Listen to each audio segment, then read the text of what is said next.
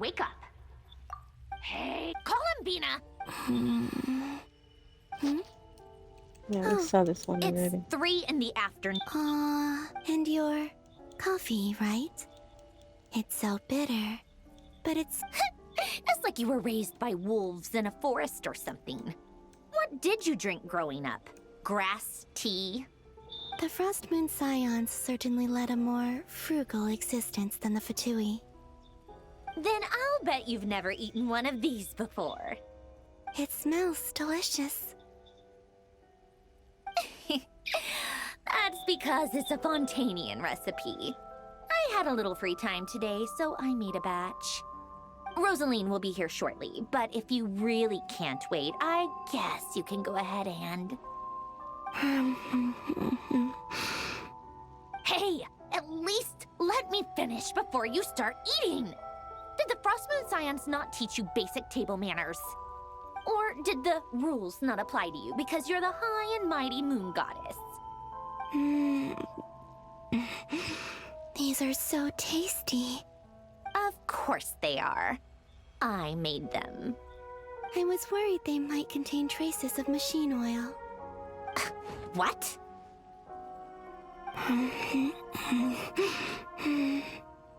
You know, there's something I've always wanted to ask you. Why did you leave your old home and join the Fatui? I mean, I'm sure their food was awful. But there's gotta be more to it than that. Well, life there didn't go quite how I imagined.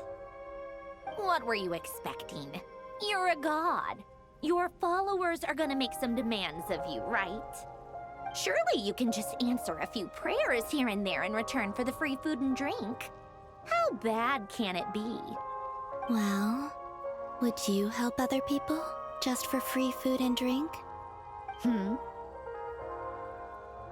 The doctor told me that you were created by a great mechanic, Lord something Fisher. The Lord Artificer. Ugh, some people can't keep their mouths shut. Oh, Lord Artificer. And didn't he have something to do with the, narcissist? Narcissenkreuz Ordo. Yes, that was it. Narcissenkreuz Ordo. So, would you try to fulfill their wishes? You must be joking. I wouldn't go even if they paid me. I don't even know them. Exactly. Well, I felt the same way. I did not know the people who made demands of me. What do you know? We're on the same page for once. In his later years, Ellen did ask me if there was anything I wanted to do. If I had any wishes of my own. Well, I don't. And I'm not in any mood to fulfill someone else's either. Who's Alain? He was the... You know what? Never mind. You're not gonna remember. Anyway, the point I'm trying to make is, neither of us is the self-sacrificing type. Let me ask you this. What sort of place would you like to live in, if you could choose? A place where people don't ask me for things I cannot give them. Where they don't worship me, or fear me, but just want to chat with me like a normal person. I'd also like the freedom to come and go as I please. And ideally, it would be somewhere with the smell of coffee and snacks. Not to burst your bubble, but no such place exists in the world. Now, take your snacks and scram.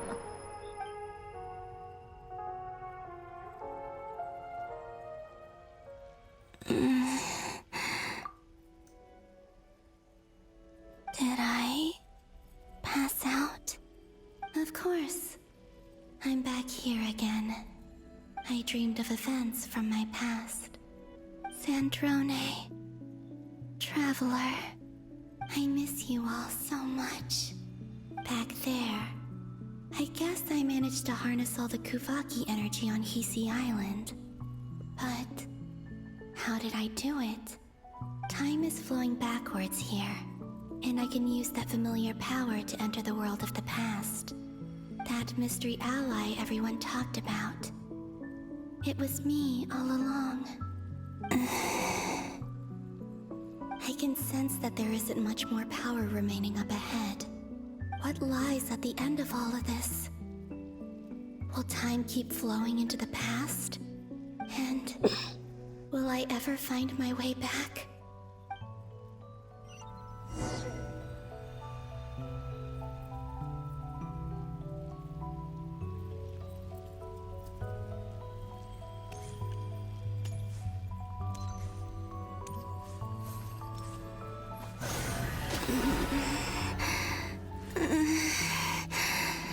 It's getting harder and harder to use my power.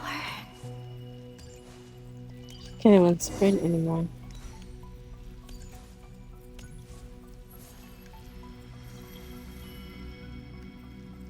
Such a cool place though, but I'm no match for the Abyss in this state. I need to avoid the contaminated fragments.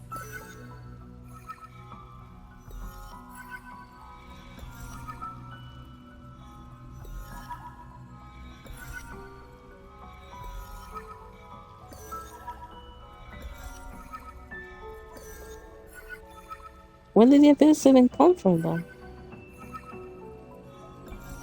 It was easy before when I started to.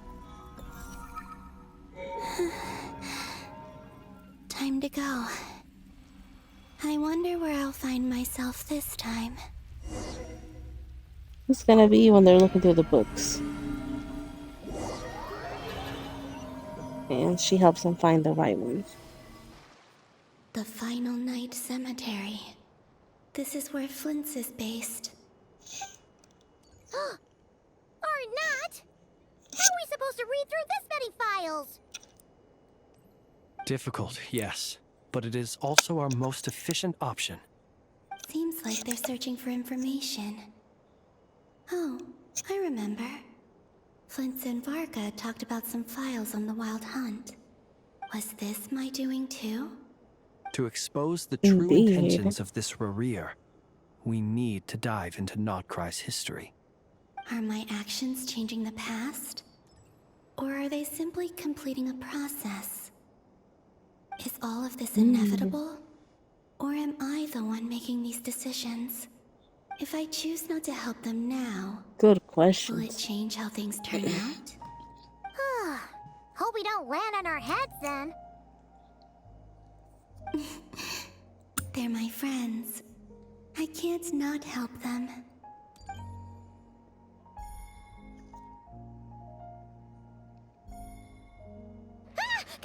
Ghost! And the other one was... here. Hey! Another file's moving!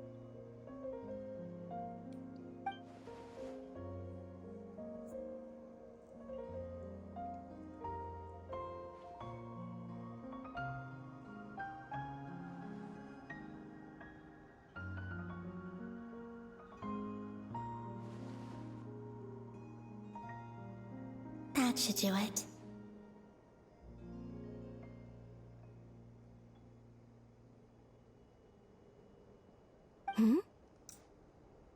Luanatar? You Oh, can sense my presence? Wait!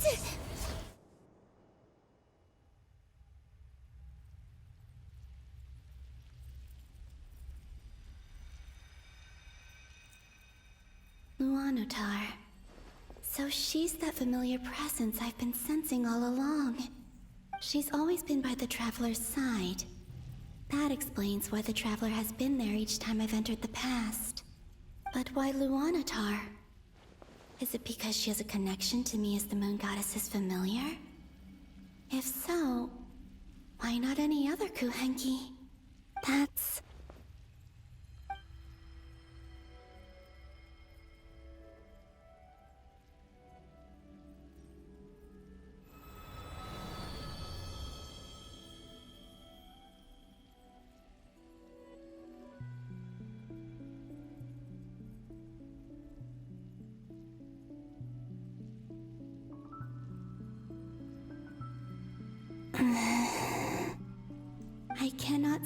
any power up ahead. Just a void, stretching out into infinity. This is likely my final chance to enter the past. It's now or never. I have to find a way back.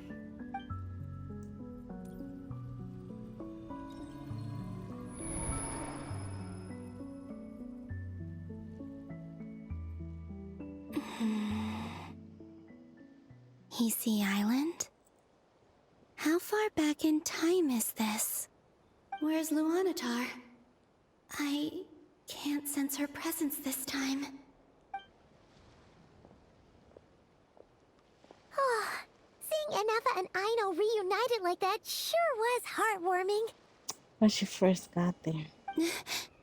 Traveler, Paimon. No, stay calm. I don't have much power left to change things. I don't even have that much time left here. Think, Columbina. How do I find a way back? A way back... to where? Do I go back to Moon Prayer Night? Or to the future that followed? And if I return in my current state, what will become of me then? Dotori's actions that day proved that he'd been planning that for a long time. He had already seized the power of 2 moon marrows before capturing me. Even if I managed to get back, how can I fight against him when he wields the Tri-Lune Authority? I can't. If I go back like this, I'll be playing right into his hands. I have to find some way of rivaling the power he has usurped. Wait. Time flowing backwards. The Tri-Lune Authority. Does that mean... I think I know what the final destination of this lunar reflection might be. I know what I must do. Speaking of homes, we must already be close to where the Frost Moon Scions live. The vibe here feels different, just like the scenery. But how do I communicate my plan to my friends? Should I write it down here?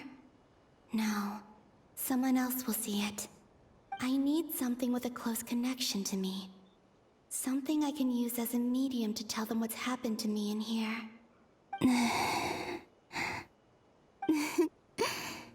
Now it makes sense.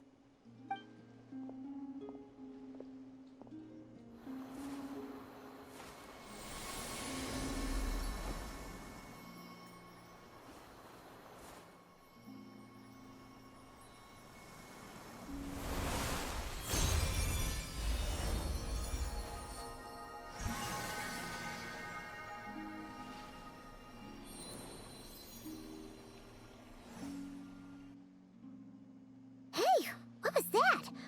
Felt like some sort of breeze blew by, and then the petals suddenly turned into... Huh? It was I who brought Luanatar into being. I gave up a piece of my own soul to create her. That's why I could sense a familiar power from the moment I entered this space. It also explains why she's been present in every past location that I've entered. Because we have a deep connection. Hey there! What's your name?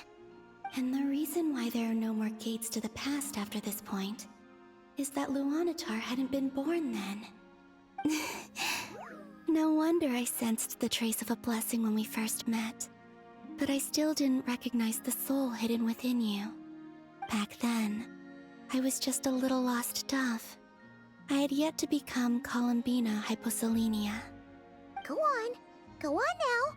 We've got stuff to do. Best you find someone else to hang out with. Hey, you scared it off. I'll be counting on you. Remember to stay by the traveler's side, guide her, and help her in my stead. Oh, and bring her to the garden where the moon prayer blossoms grow. There's a little lost dove there who will need her help.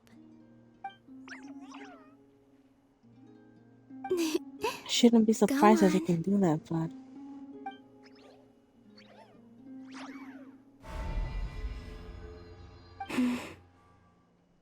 You too. Go and live your story. As for mine must go in a different direction.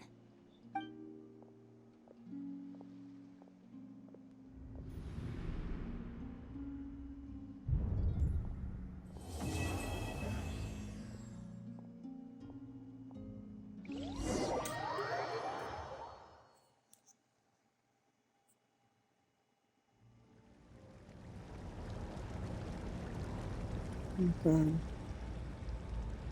How would you like to experience the thrill of never being held accountable for your actions? You could crush people like ants without consequence, or tear off their heads or limbs as you please. Believe me, such a life is but one small step away. What point is he trying to make? Freedom? But the freedom to kill? To do evil and get away with it? Why would you offer me that? The creation of a world is the ultimate scientific experiment. I have taken my research to the highest level, where I shall be not just a god, but also a servant to many sacred spirits. I shall heed the truth and perform holy deeds.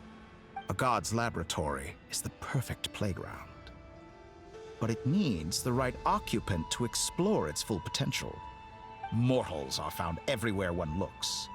Not so with Descenders. I'd prefer my first guest to be a distinguished individual such as yourself. And I know you could make the most of the opportunities it offers. So the condition for entering the new world is to take innocent lives. The same dilemma that Rerir once faced. Could I really bring myself to kill others for my own benefit? Rerir did. And look where it got him. Have you made up your mind? I can't do it. Your playground is no place for me. You're putting your hopes in the wrong person. But we both know I'm not quite the hero you say I am either. I have my own reasons for the journey I'm on, and they aren't all selfless. You've grown a lot since we last met, but there are still things you are unwilling to compromise on. This will only hinder you. Why don't I lower my requirements a little as a gesture of goodwill? I'll give you a little time to learn to be a less noble soul. That'll make things much easier for you. I really doubt I could live that sort of life. And yet you already sound less defiant than a moment ago. The benefits appeal to you because you can read the signs of the times. Why don't we return to my research facility? Your last visit was so rushed. There is much that I have yet to show you. Ew. Now to that question, Heroes don't attack from behind. Guess I'm no hero. This is most disappointing.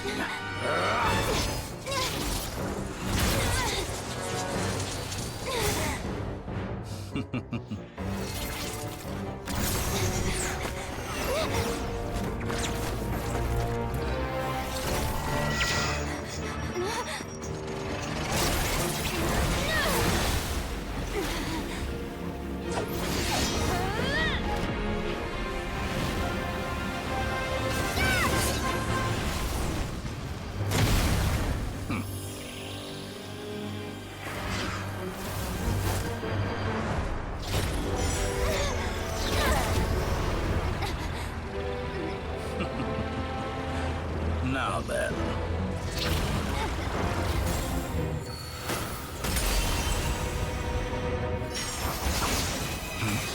Fuck yeah, bro.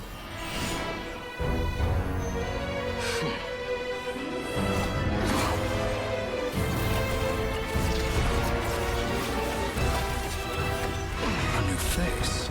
Interesting.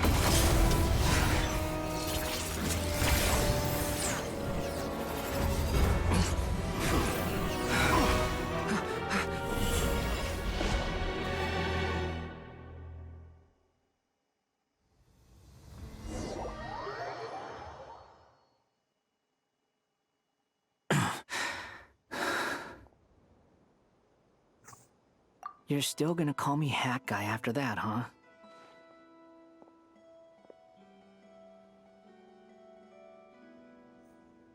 I didn't see anyone else in there who needed saving.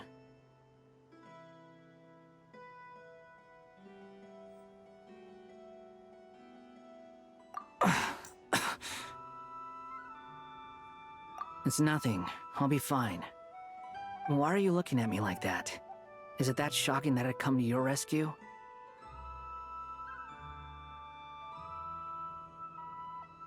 I owed you a favor back in Sumeru. Now we're even. Distracting Dotori was tough. I won't lie. He's not gonna fall for the same trick twice. That was my one shot. I'd hoped to use it to take him out. Ugh. I never wanted to obliterate someone more than I do right now. Dotori doesn't recognize me, but his segments were originally made based on an analysis of my operational principles. I expect it's only a matter of time before he figures out what I am. So Dotori doesn't recognize Wanderer because he deleted himself from Irminsul. Did he really miss his only chance for revenge by saving me? Why the long face? Hey, I'm not blaming you, okay? And I'm not complaining either. Rescuing you and killing Dotori are equally important goals. Everyone would be pretty stuck without you. It's best you live to fight another day. How are you holding up? Are you all right?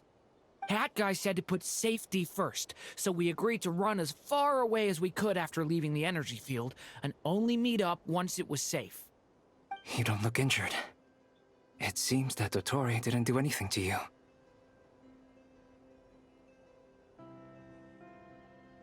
All right. Rescue operation complete. Let's head back. There's a lot more work to be done before this is over. Not gonna be now. They're about to meet her again.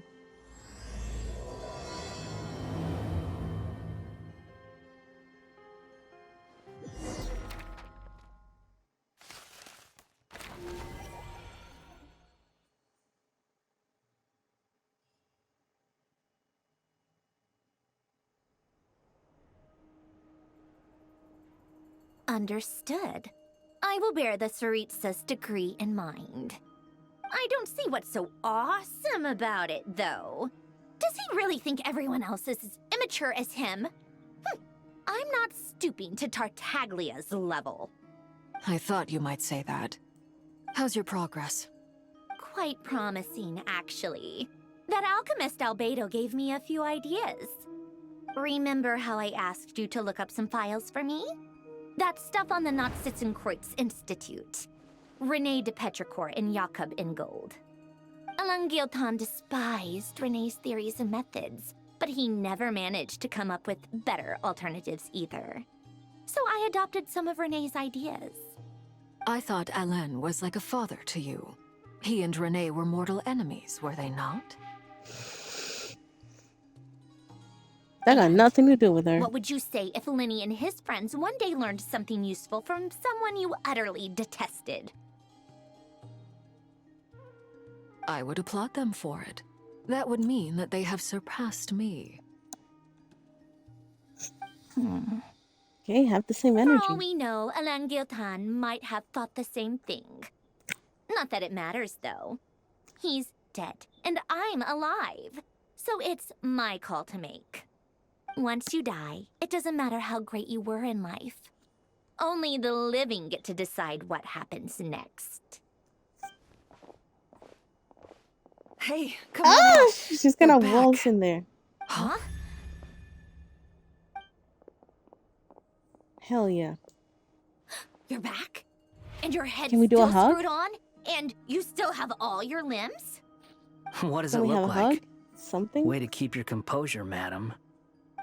Excuse you. I am perfectly composed. Glad you're okay.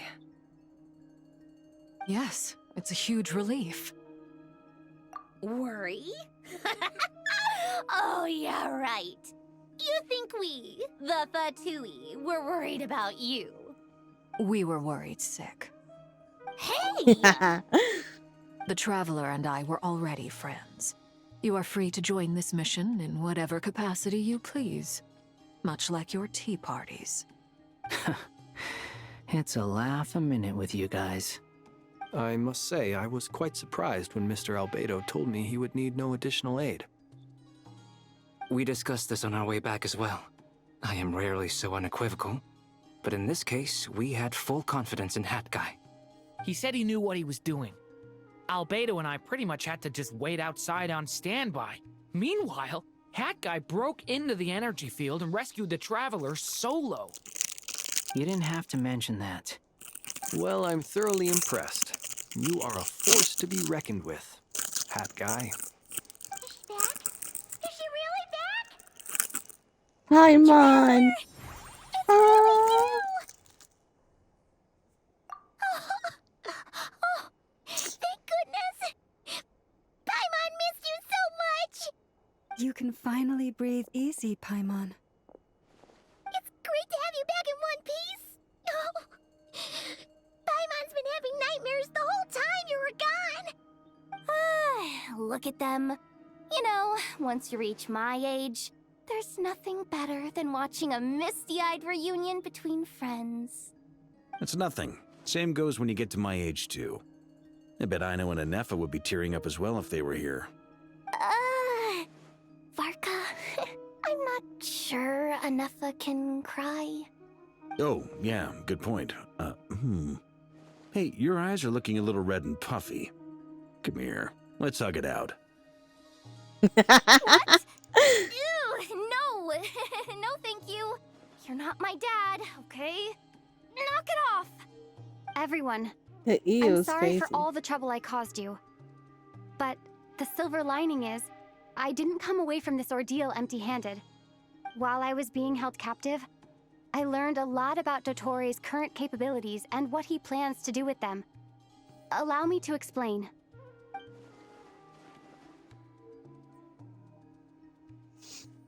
The three moon goddesses were even more powerful than we imagined. No wonder Dottore believes himself to be equal to the gods. Maybe even superior. Utter blasphemy. While everyone was gone, Nefer and I made an interesting discovery, and I believe Miss Sandrone has something to share too. Ma'am, perhaps you could do the honors?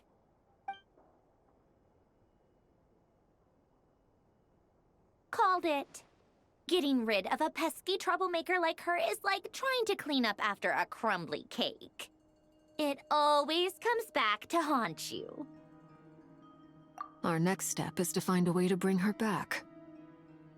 A place where time flows backwards, with no destination in sight. Surely it must have been created for a specific purpose. But I fear the answers are buried deep into VIII's history, held by great powers beyond our reach. It sounds like she's on a specific path through time, just traveling in the opposite direction to us. The question is, where does that path lead? Or will it keep going to infinity? We considered that question as well. Strictly speaking, time is not infinite. Indeed not. Every road has an end. Nicole! You sure loved quietly sneaking in mid-conversation. I do, in fact. It's something I've always done at our mages' tea parties. Quiet, mysterious, and persuasive. You wonder what lies at the end of her road. Well, just as the world has a beginning and an end, so too does time. And so, the end of the road is the moment that Teyvat was born. But where Miss Columbina will end up along this road, that depends on where this particular river of reverse time began. What about the original moons and the moon goddesses? Do they have a beginning too? All things do. In the beginning, no moons adorned the sky. It was the Dragon King Nibelung who raised the 3 moons into the heavens, and thus were the moon goddesses born. They were shadows of the planet, born to wield Nibelung's authority and oversee the world on his behalf. They were extensions of his will, manifestations of his majesty. But then one day, They disappeared just as suddenly as they had once been brought into being. Nobody knew where they had gone.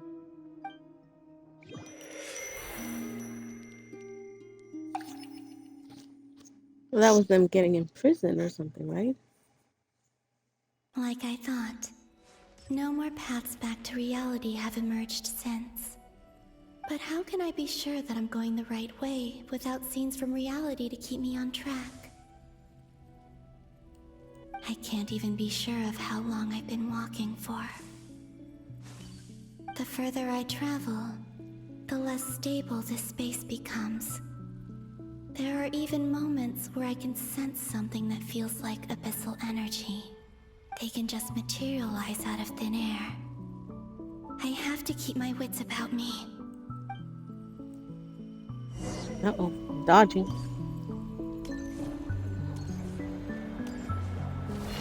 I guess this is Tavad being born and we're just traveling back.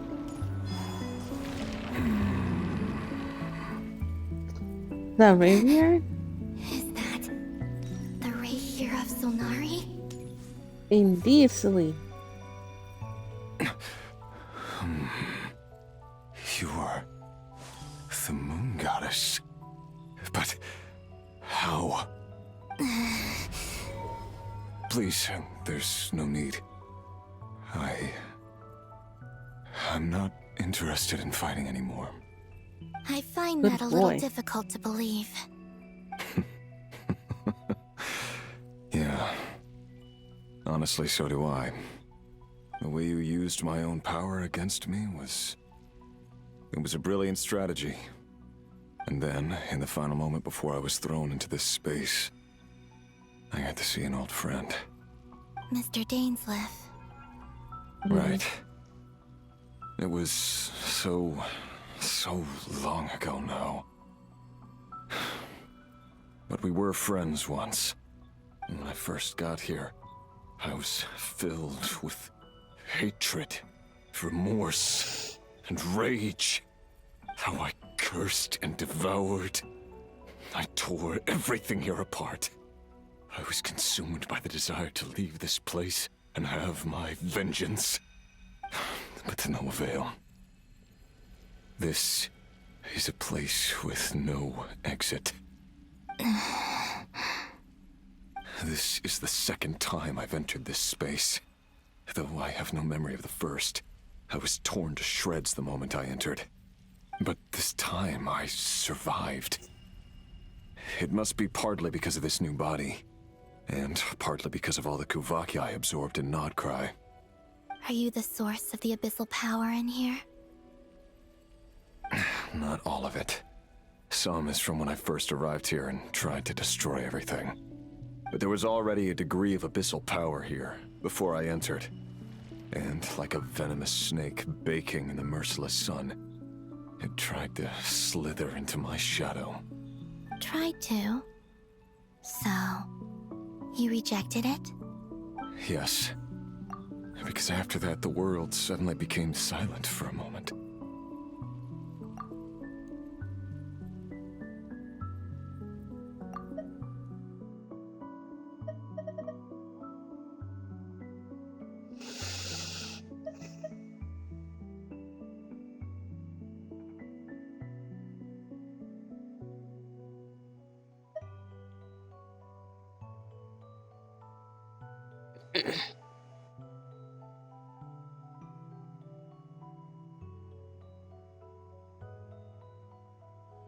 What do you mean?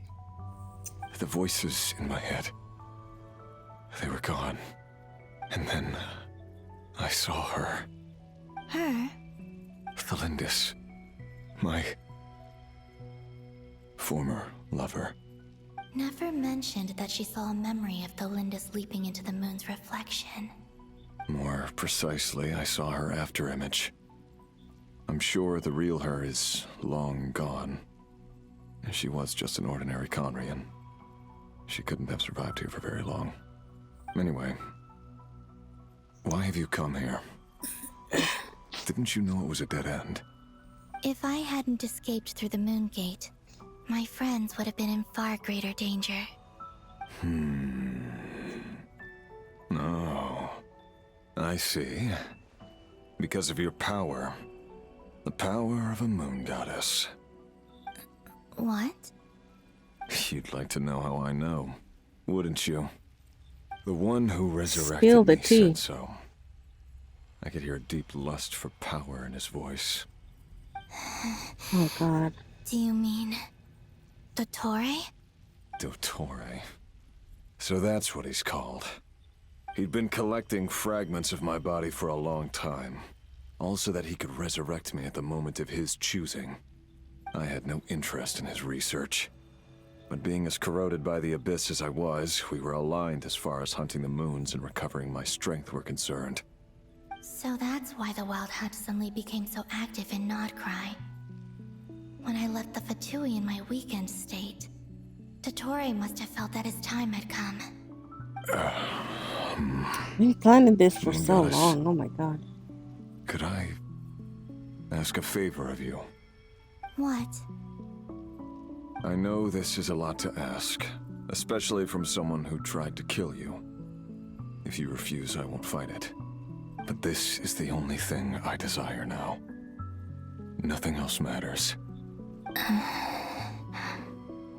What do you want? I'd like you to take a message to Thelindis for me. Thelindis? But... Yes, she's dead. But like I said, I saw her after image. I can sense that some part of her soul remains here. Far, far ahead. why don't you go and speak to her yourself? I can't. I don't know why, but I can't move freely in this space as you can. All I can see is a glimpse of her walking away. Just like the moment when I last saw her in life. In return, I will clear these abyssal obstacles for you. No, not in return. I'll clear them for you. Whether you want to help me or not. It feels like something I ought to do. Why? Yeah. Why, indeed. I've been asking myself that question a lot recently. Why did I do the things I did? I'm tired of it all. Tired of the person I became. People used me. And then I turned around and started using others. I hurt a lot of people. I think I grew tired of it long ago. But I wouldn't admit it to myself. And ultimately, that's how I ended up here. What do you wish to tell her? All of it. My past. My mistakes. Everything that happened after we were separated.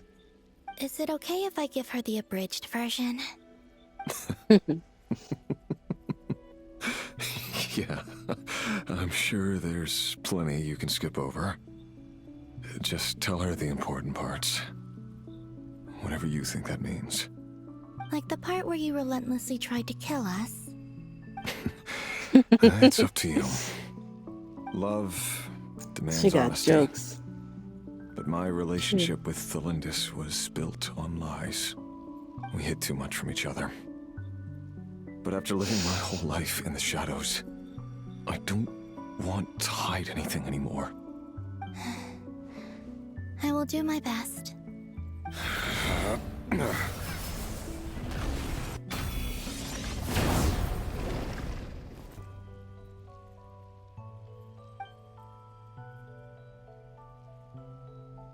There. The abyss will no longer stand in your way. Even though Mr. Dainsliff felt he had to fight you, I think he still regarded you as a friend. Dane? He said that you betrayed him, but he also felt great remorse at never having understood what you were truly going through. Why tell me this? Because if he'd known that someone could take a message to you, I believe that's what he would have said. Thank you. It means a lot. I know this will sound strange coming from me, but don't die, Moon Goddess. I can tell that you're determined to get out of here.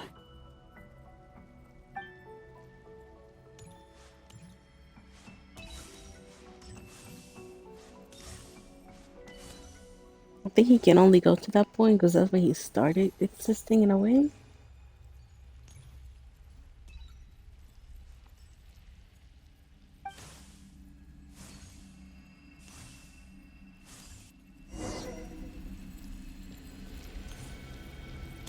The Linda. He kept his word.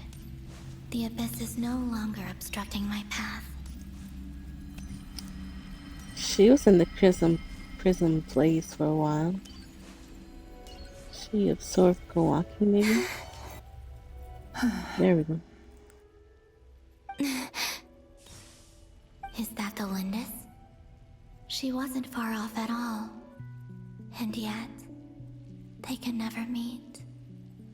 Hello, Miss Delindis. Who are you? How do you know my name? I've never seen anyone else here before. You can call me Columbina. I promised Rerir that I'd bring a message to you. Rerir? My Rerir? Is he well? He's doing better than he was. Better than he was, huh? Sounds like he's had a pretty rough time. Others have had a rough time on his account too. In many cases, their time ran out because of him. And I'm not just talking about the children of the Crimson Moon. So, things got worse before they got better. Could you tell me what happened, Miss Columbina? Are you sure you wish to know? Yes. This is my opportunity to learn the truth. No matter how hard it is to hear, I have to know.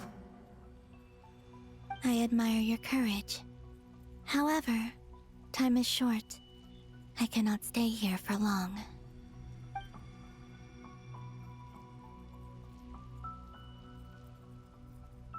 Rerir had seeds of hatred in his heart, and many people nursed them for their own ends. On some level, everything he did was to try and find a way to see you again. But in the end, he came to regret his mistakes. He wanted to apologize for hiding his past from you. Beyond that, he did not say specifically what it was he wished to convey to you. But I'm sure that you've always been on his mind. You are what has kept him going over all these years.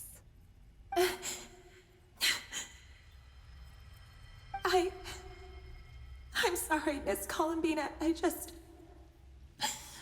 is so upsetting. I'm not sure how to put my feelings into words. It's all right. I understand. Well, that's everything from me. So, I guess I'll be... Wait. One moment. Time flows backwards here. The road ahead only leads further and further into the past. I know. I intend to reach the end of that road. Without a moon marrow, without the 3 moons' power, you won't make it far. Wait, unless... Are you one of the moon goddesses? You could say that. I see. I often think to myself, if life is like a train ride, why haven't I reached the terminus? Where am I even going? And it's not just me, it's this whole place. Wherever it is, it seems like it's existed forever. It's such a mystery. Where is it going? I must seem so ridiculous. I can't answer these basic questions, and yet I jumped right in here without hesitating. only to be torn apart the moment I entered by powerful energy currents. Only my soul remains now. Thinking back, I was suddenly overcome with fear and terror in that moment. Perhaps I too became bewitched by the abyss. I may have been the leverage it needed to control Rayrir. I used to be a researcher at the Universitas Magistrorum in Conria, researching the iridescent moon's marrow. Eventually, I came to the conclusion that time in here flows in reverse. Rayrir was one of the Vinster King's retainers. With me, he was in an impossible position. It plagued him constantly. I wanted to help him escape his lot in life. I wanted him to be happy, so I thought I'd use this place to return to the past.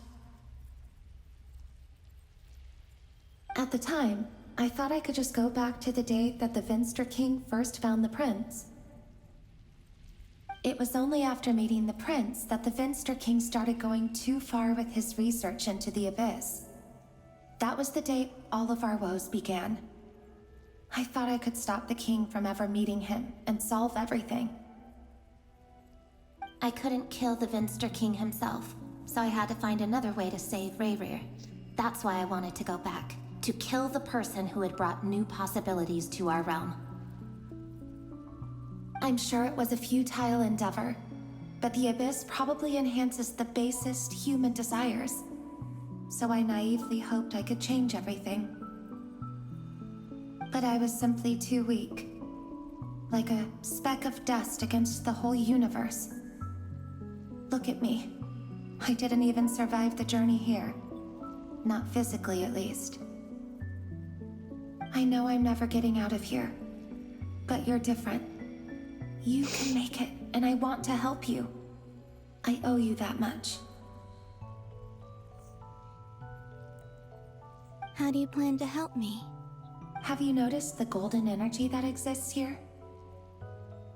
Based on my past research and my observations since coming here, I believe they carry you forward faster.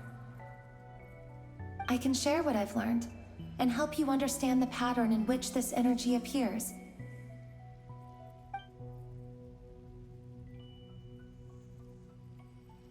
I think you just might...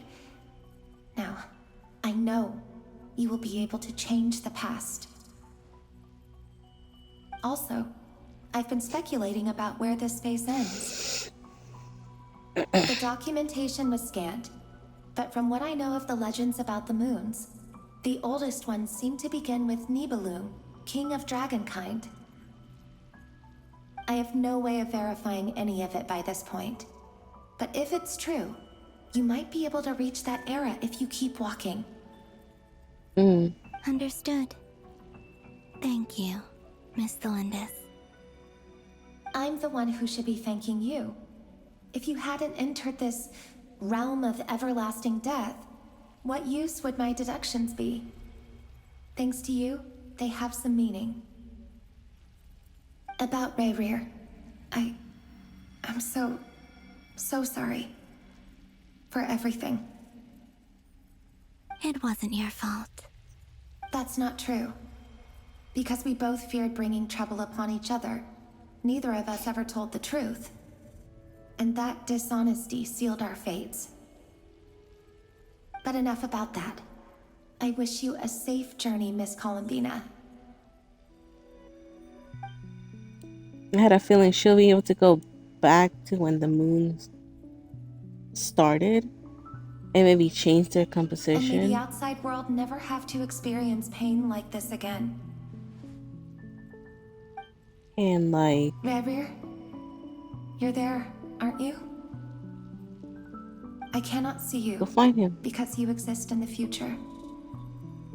I expect we'll be trapped in this prison of space-time for all eternity.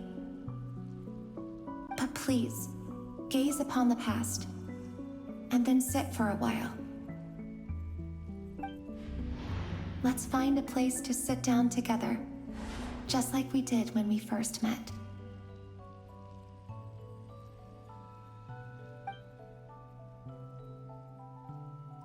It sucks that they're trapped there forever. I wonder if they ever go back to that. How long have I been walking? How much further till I reach the end? Is there even an end to be found? Everything's getting blurry.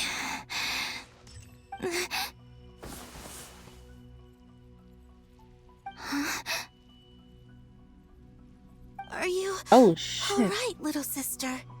Have you come from the distant future? Indeed.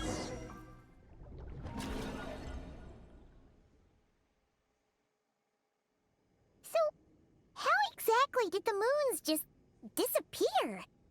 Shouldn't it be a little harder to get rid of major creations like moons? The world is a vast and ancient place.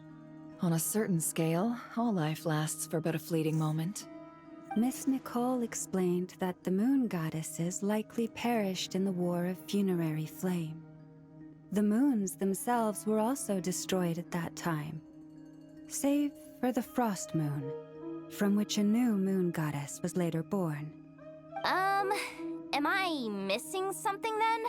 'Cause the stories say that the moon goddesses were born on the moon, but doesn't Columbina say she was born in Nodcry? Huh. You're right. Why do their birthplaces differ? What's the difference between the two generations of moon goddesses? Also, remember what Sandrone She's different. said? Her scans detected 4 moons. In other words, 4 moon marrows. Technically, the result of the scan means that 4 moon marrows were detected and positively identified as moons in that moment. In other words, this piece of information alone isn't enough for us to know how Miss Columbina is doing right now. Yep. We have no way of staying up to date on whether she's dead or alive. She's on her own for now. But at least she's trying her best to get back to us. Yeah. She's a tough cookie. And a sore loser, too. We have to trust that she'll find a way. Because we really need her power. As much as it pains me to say it, we've got no chance of beating Dottore in a straight-up fight. He's much too powerful. It wouldn't even be close. That maniac is going to devour everything in his path until he reaches us. We need to find someone or something that can stop him before he does anything worse. I'm surprised Welkin didn't join this. Our only hope of defeating this false god is with a real moon goddess on our side. I'm not just saying this because Columbina's a friend and I want her back safe and sound. It's just the truth. And I know that even she was no match for him when he attacked, but I don't have a better solution. We're not giving up on saving her, whether she can defeat Dottore or not. Right. Don't worry, Miss Sandrone. We're all aligned on saving Columbina. No one's trying to argue that we can only justify saving our friend because it will help save the world. This is about multitasking.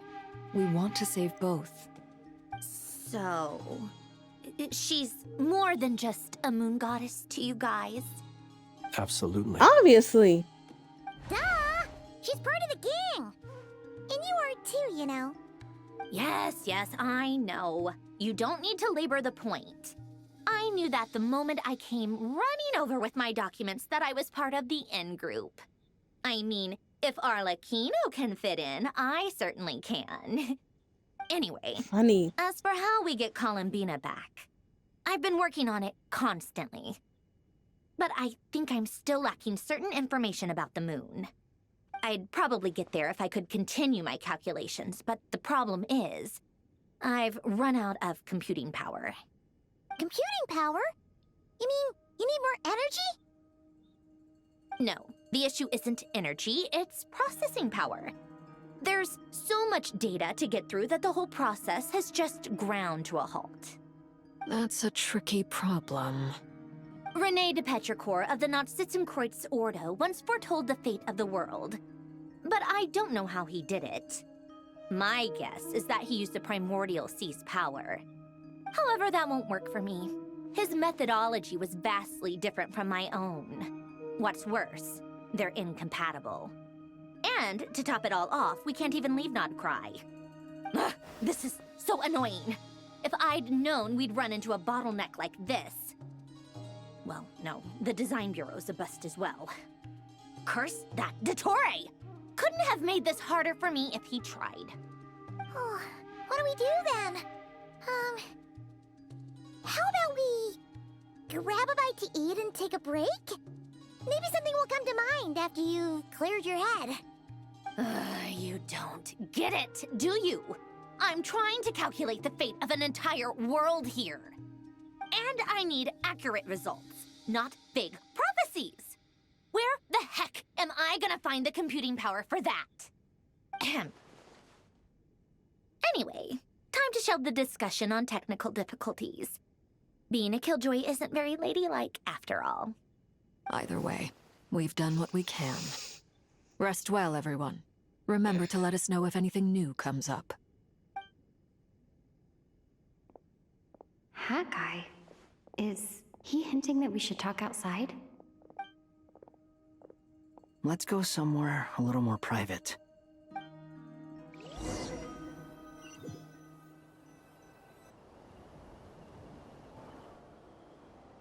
You know that Dory went back to Sumeru, right?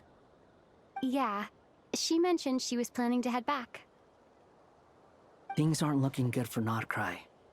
She's gone to spread the word so that Sumeru has a chance to prepare for the worst. From what I know of Dottore, there are two possible reasons why he hasn't made a move yet. One is that he's still working through some kinks in his new powers. The other is, he wants to see how we're going to react. He'll easily devour everything eventually, so I guess he's in no rush to make it happen. The first false god he made was me. Now it's his turn.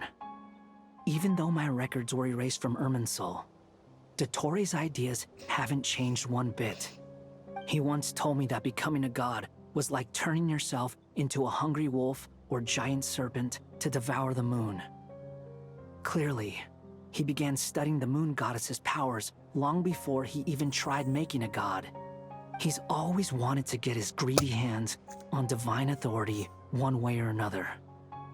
And in the end, he devoured the moon where I failed. In the desert of Sumeru, there is a chessboard built by King Deshret, also known as Al-Ahmar. I don't know if it was a real game, or if he was just trying to challenge his servants and citizens in some way. But creating games and setting rules, gods do that as a matter of course. That's the kind of power Dottore craves. Now he has the Trilunar Authority. His power is leagues beyond the common people. I don't think there's any point in other nations rushing to the front line. They're better off focusing on defense and hoping they can fend off any threats that spill out from Nodcry. Either way, Dory will inform Lesser Lord Kusanali, and she will contact the other gods in turn. The Seven will have some recourse available. If nothing else, their protection should keep the rest of the world from descending into chaos as quickly as Nodcry has. So on I the need bright them all side, to step in. even if Nodcry is doomed, your friends in other nations won't be in any immediate peril. That's good to know. But I'm not ready to give up on Nodcry yet. There's a word for people who refuse to let anything go. It's called being greedy. Maybe it sounds Hey, greedy to fuck you. it.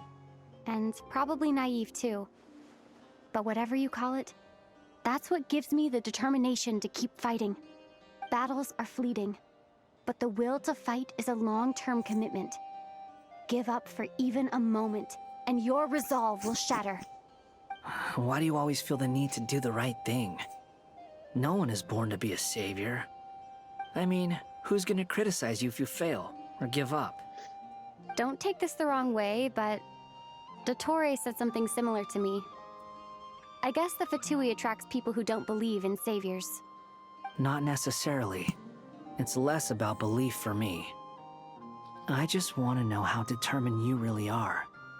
After all, I don't owe anything to anyone else here. Only you.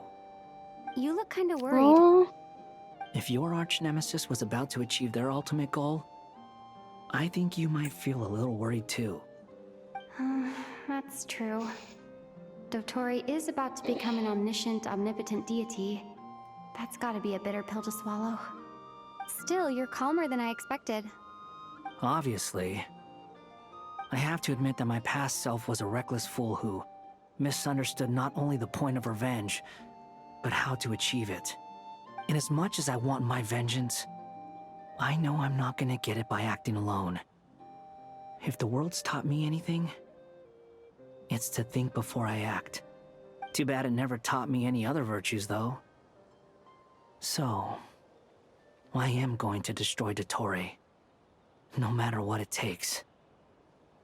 So, what's your plan? I'll get to that. First, tell me, what do you think of Sandrone? Just like Paimon said, she's a friend, part of the gang. How much do you trust her? This is a serious question. Think carefully before you answer. Although she's with the Fatui, she has her own values, and she's helped us a lot. If nothing else, she's clearly going the extra mile for Columbina. I see no reason not to trust her. If you say so. In that case, the three of us need to talk. I have some thoughts about her computing problem. It can be solved, but it will come with a cost. How much? If I can afford it, I'll cover it. Sometimes Not that your kind of heroism cost. really backs me into a corner. You know that? Come on, let's go talk to her.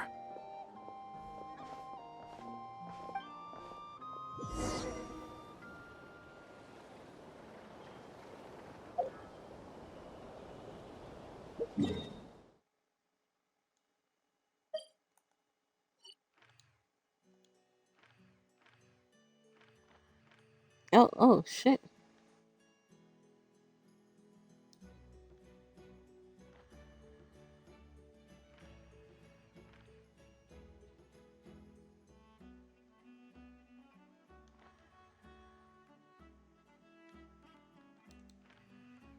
Damn, I wanted to change her power. We're locked in here.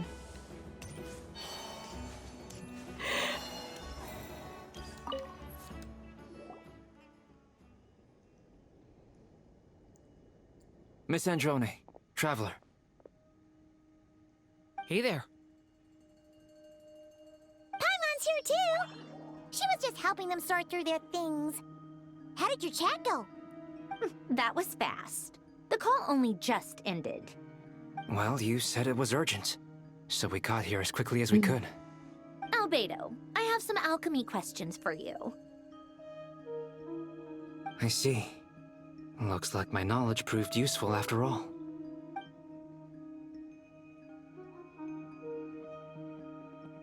If I might ask, what is the end goal for the modified formula you'll be using? I needed to predict the future of the entire world. But I've run into some teething issues since trying to implement Renee's theory of the four Orthants. I see. I'll have a look at it.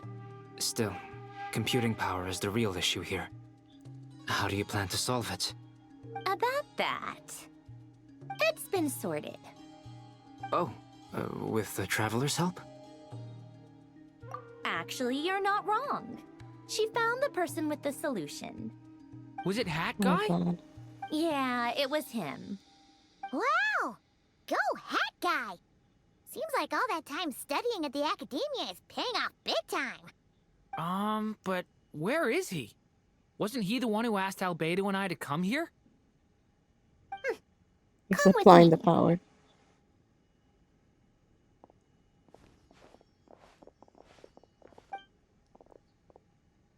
Hat Guy? What's happened to him? Hat Guy! Can you hear us? No response. I guess he's in hibernation. Hat Guy mentioned that he was a puppet. It seems that his functions are currently shut down. I presume this has something to do with the solution to your computing problem. That's right. He and the Traveler came to see me. Wait, what? You have a solution? Would you calm down? Why do you always react so hysterically to everything? Excuse me? How would you know? You shouldn't be so quick to judge complete strangers. It's very bad manners. Oh, please. It doesn't take that long to figure out that you have a temper. Where does a mere student get that kind of confidence? I've actually published more papers than you. Not that status counts for much. Even Paimon's applied for academia admission. Huh? Are you serious? See? This is why I can't be bothered to explain myself. She recognizes no one's skills but her own. Okay, fine. I'll hear you out. So, tell me, how do you propose to solve my computing power problem? This world itself is constantly processing all kinds of information. If it's the world's future you're trying to calculate, you need a processing device that's designed to cope with that volume. Easier said than done. Only Irminsul can handle that kind of... Is that what you're suggesting? But surely we can't just plug my formula directly into the ley lines. You should be able to tell that I'm not human, right? Yeah, I noticed. The technology, though, seems pretty ancient. Very different from Fontaine's. It's a completely different system. Conrian, to be precise. I'm what they would have called a puppet. Puppets need an energy source and processing power. The artisans who built them sought out the materials most suited for that purpose. You? Do you mean... The Traveler and I have talked it over. She's willing to vouch for you. So, I'll allow you to borrow my core for your calculations. It was built using wood from a silver-white tree, which makes it a small part of Irminsul. Conrian technology and Irminsul wood. Who in the world could have built you? Are you sure about this? A puppet without its core will cease functioning completely. And if it's left in that state for too long, it might not recover. You could die if you do this. You do realize that, don't you? I can put two and two together, yes. No need to rub it in. I won't lie to you. This has never been done before. I cannot guarantee your safety. Doesn't matter. I'm prepared for the worst. Did you two actually talk this through? Is he... Are we really considering this? Yes, we discussed it. The bottom line is, he trusts me and I trust you. Let's give it a shot, shall we? Honestly, I have no clue where this kid even came from. But for whatever reason, he lent me his core to use in my formula. I'm very close to finishing my calculations now, and the core is currently in use. So I'm sorry, but I can only show you a sketch right now. This is what the core looks like. A silver-white branch. It certainly matches the legends told about Irminsul. Is Hat Guy gonna be okay? He's not gonna die, right? Right? In theory, he should be fine. As long as we put his core back in time. Beyond that, all I can say is that I'll try my best to avoid risk and make sure the core doesn't sustain any damage. I think I know why you called us here now. Someone needs to watch over his body and make sure it's protected until the process completes. Correct. He said that the only ones he trusts here are you two, and the Traveler. And the Traveler will have other work to do.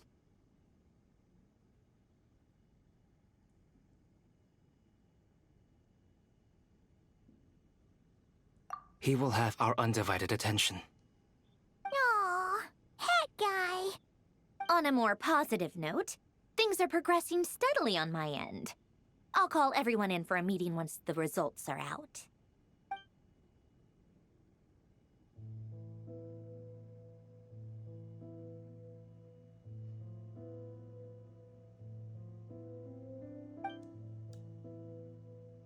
You have endurance and it's a hard guy, keeping watch over his other body.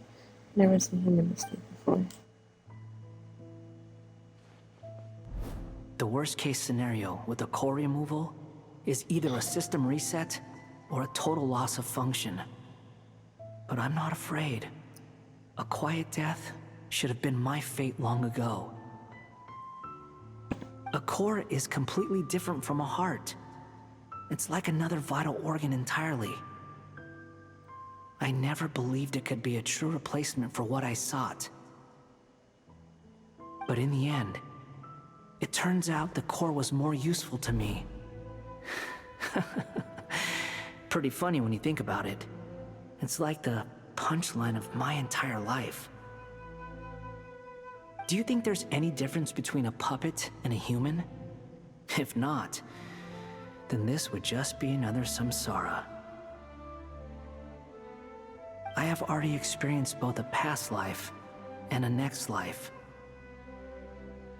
Part of me wonders whether I'm only capable of making this decision because I've become a real human. What's with that expression? Isn't this a good thing?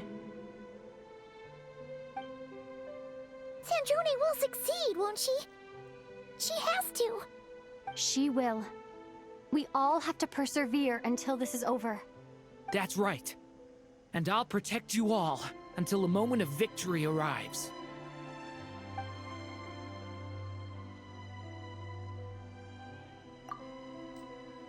I feel like concept of time has become blurry. He rushes towards you yet marches backwards with every step the colonial takes, silent yet turbulent. Look at my ears, this forward, the vision outguns the world, the shackles of me. He might be deranged, but he understands all the roots of the world. You should not test you all.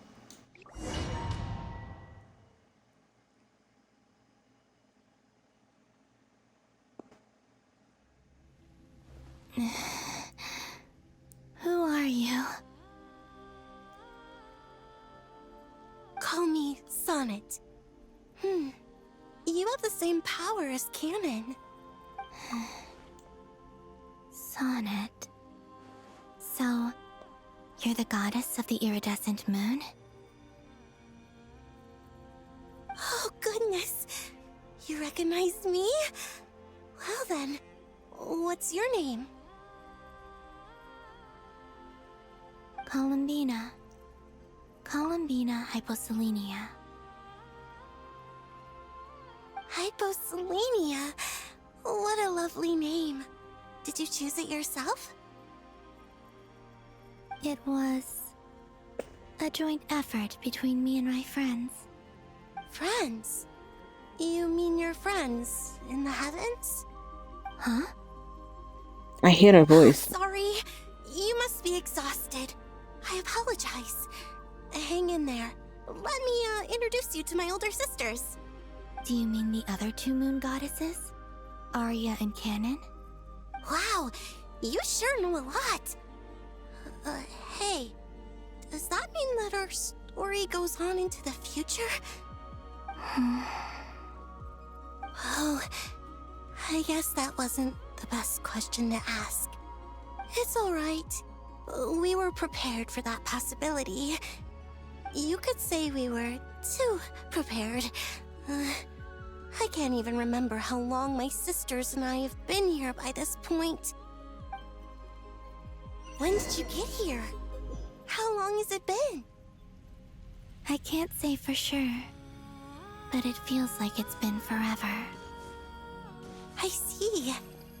Are you feeling alright? You look a little unwell. I can hold out a while longer.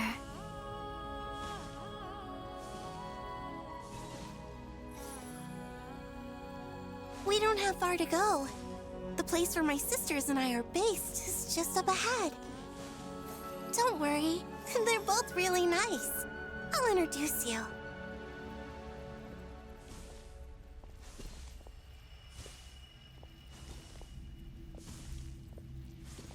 What if she asks them about going to the moon and they tell her not to?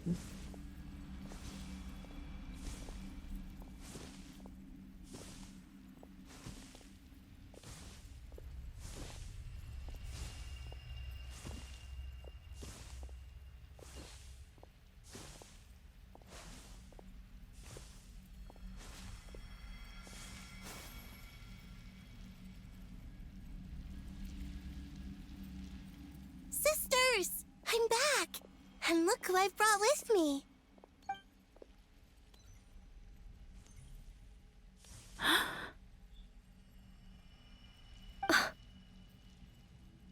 It's our lovely little sister, born in the far future. The pleasure is all mine.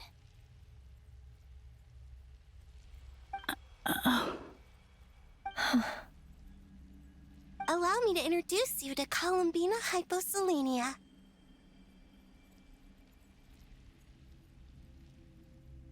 This is Arya, the goddess of the eternal moon. And this is Canon, goddess of the frost moon. Canon, don't you think Hyposelenia's power is similar to yours? Hello, Columbina.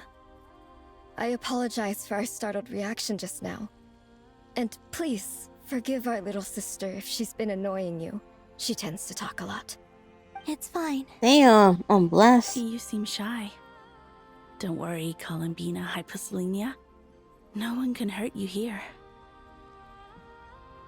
Could you tell me where here is? Please. I must know. Spill the tea. My dear sister, this is where Tevat's original ruler, the Dragon King Nibelung, imprisoned the moon goddesses. What? You're scaring her, Canon. No, I'm fine. Please, continue. Nibelung, our original master, created us in the distant past to maintain Tevat. But he left this world and traveled into the dark universe beyond, to explore worlds vaster still. Day and night, we fulfilled our duty in the heavens, until the day that the first Descender arrived. The great ruler of the firmament. The heavenly principles. Is that what later generations call them? I see. But we did not reject them at first, nor did they seem to harbor ill intent towards this world. We coexisted in peace. They were like a guest in our home. Slowly, however, we came to realize that our guest had a growing desire to change and dominate the world. And you didn't stop it? No. There was an order to the rules they set up that Nibelung never taught us. We wanted to know if this order would bode good or ill for Tevat.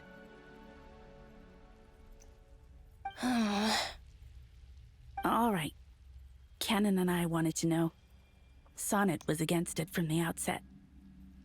Later, we discovered that this great ruler of the firmament bore an almost paranoid hostility toward the desire of certain life forms to seek power.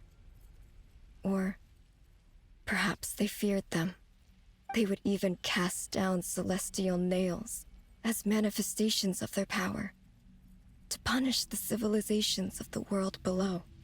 Only this was far beyond mere punishment. Right.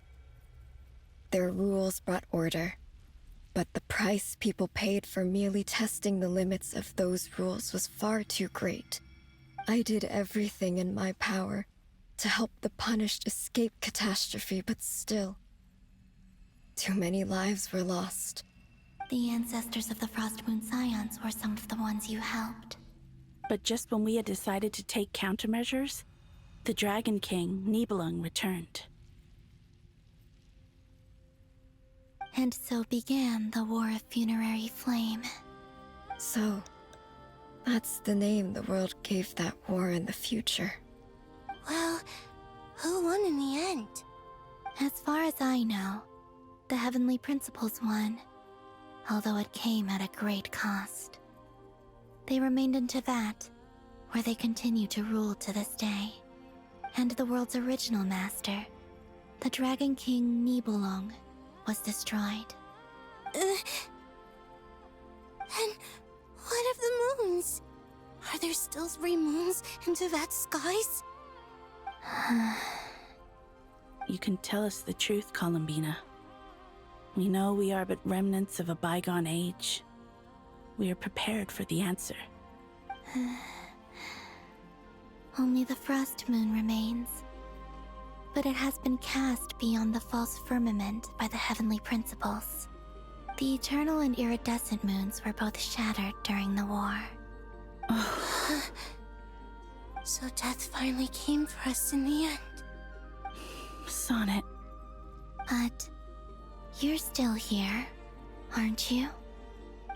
A moon goddess cannot live without her moon, Columbina. She's right. That's why I began to disappear. Because the Frost Moon is cut off by the false sky. How much worse it would have been if it were outright destroyed. Our souls may endure within this lunar palace, but if our moons are destroyed, then we shall disappear the moment we depart from it. I'm sorry. There's no need to apologize to us, dear sister. If anything, we owe the world an apology. If only we'd decided to act sooner, rather than arguing amongst ourselves. all the more reason not to spend this time in regret and repentance. Instead, we should focus our efforts on how we might help our future sister. Sorry? Don't you see, Columbina, your story is not yet over. Is that not why you are here?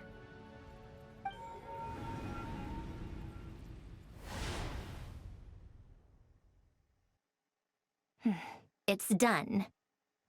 Initiate numerological array. Continue running primary process. Calculate the world's fate through extrapolation. And identify nodes of potential change. Secondary process, scan for moons. Still 4. The number of moon marrows hasn't changed. Wait, let me think. Is it possible that there's something I've been misunderstanding about the moons all along? Variables. Variables in the world. I know where potential variables within the world come from. So what about the moons? Are there any variables there? Like their life or death, for instance. What if being alive or dead makes no difference to a moon? But that's so strange. Even immortal gods can die. Why would the moons alone be... Wait! Wait! I've got it! I've got it!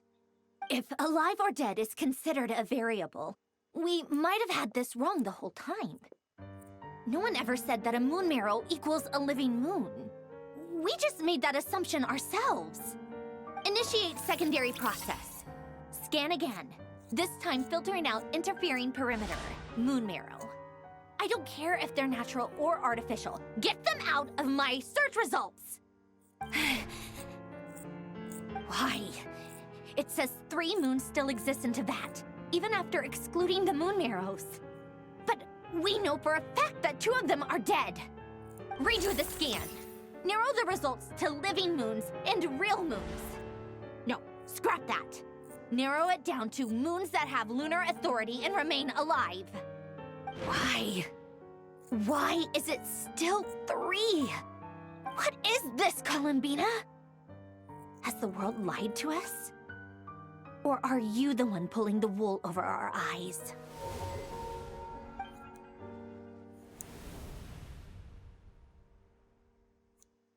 So, you think that the moon's reflection might be where Nibelung imprisoned the 3 Moon Sisters? Yes, it would explain a lot, such as why that space would respond to a moon goddess's power, opening the moon gate at her command. It would also explain why Miss Columbina has been unable to leave, and why time flows in reverse there. In the messages she sent, Columbina promised us she'd find a way to return, but we have no way of knowing how, when, or where this might happen.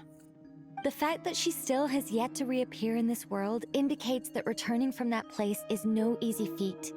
We cannot afford to simply wait for her. So you're saying, if she could return by her own power alone, she would have done so long ago?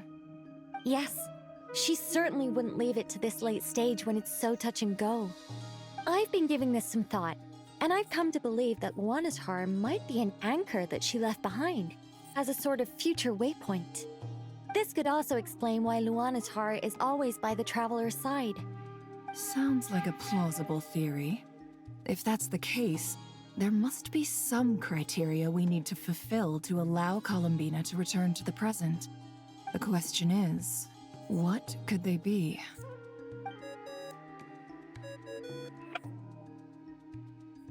Hello? Listen up! This is extremely important!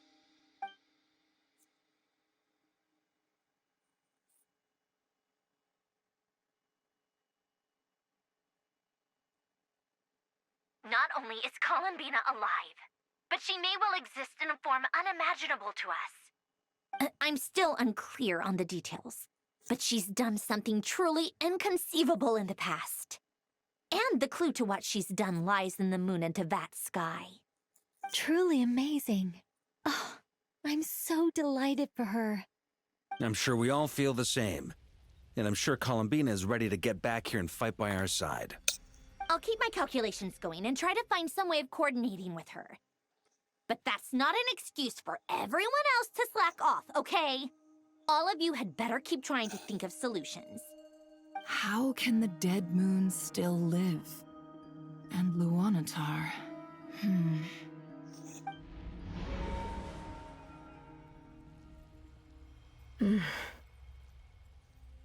It's hard to believe that's what will happen in the distant future. Our authority is linked to the most fundamental rules of Tevat. I suppose it's no wonder that many would covet that power. I didn't realize that when you said friends, you meant people who live down in Tevat. That's so lovely. I always wanted to go down there and have some fun. Have you ever tried leaving this prison? Of course. Between us, we've tried everything. But no matter where we go, this space will eventually bring us back here. It's like the center of a whirlpool.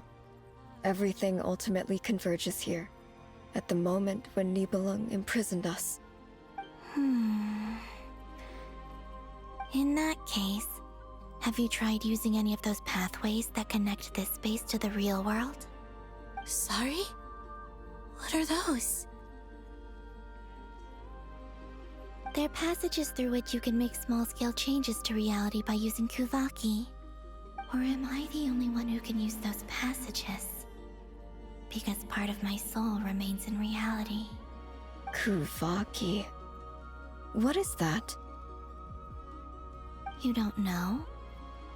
It's a unique kind of elemental energy found only in Nodcry, the land from which the moons arose.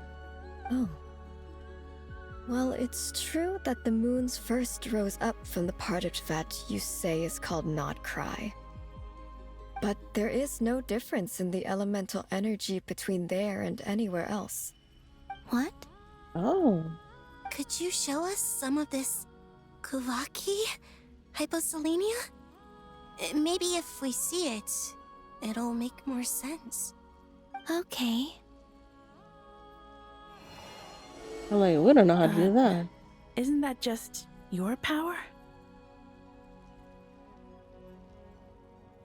What? But it's everywhere in Nodcry. In the air, in the land. Even the creatures who live there have adapted to its influence. How curious. This Kuvaki certainly did not exist anywhere in the world before we were imprisoned. Let alone influence living creatures. So, how exactly does it affect them anyway? Can they float in the air like us? This is so strange. Why would their reality differ so much from mine? Columbina, you're looking for more than just a way out of here, aren't you? Yes. If I am to help my friends, I will need tri-lunar authority on par with that of our foe. You mean... you'll need our power? This sounds extremely risky. The Three Moons' powers are not mutually compatible. Concentrating them into one goddess will be a very painful process. And if anything goes wrong, it could tear you to pieces. I know. But I'm willing to take that risk. Even so, let's say we successfully transfer our authority to you. How will you take it outside this prison? Niblin constructed this realm specifically to prevent us from using our powers to interfere in his war. No moon goddess can leave this place alive. What if I don't leave alive?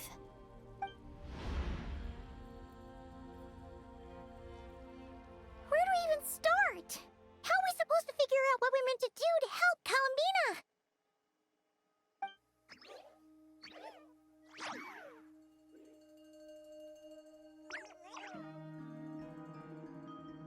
Girl, we need more than that. What do you need from us? If she really got to the beginning of time in there, how do you think she'd leave us a message?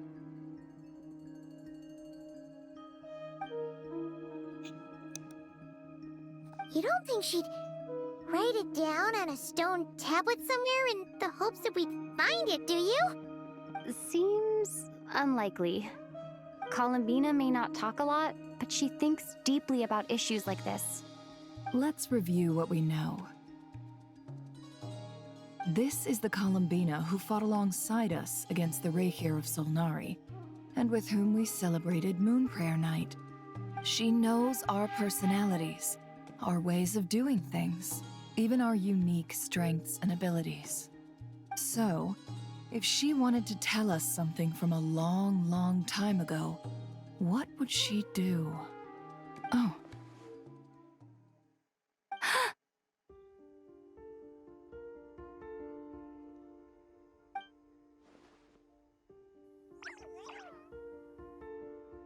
Traveler, you once said that those golden ripples also appeared when Luanatar was born.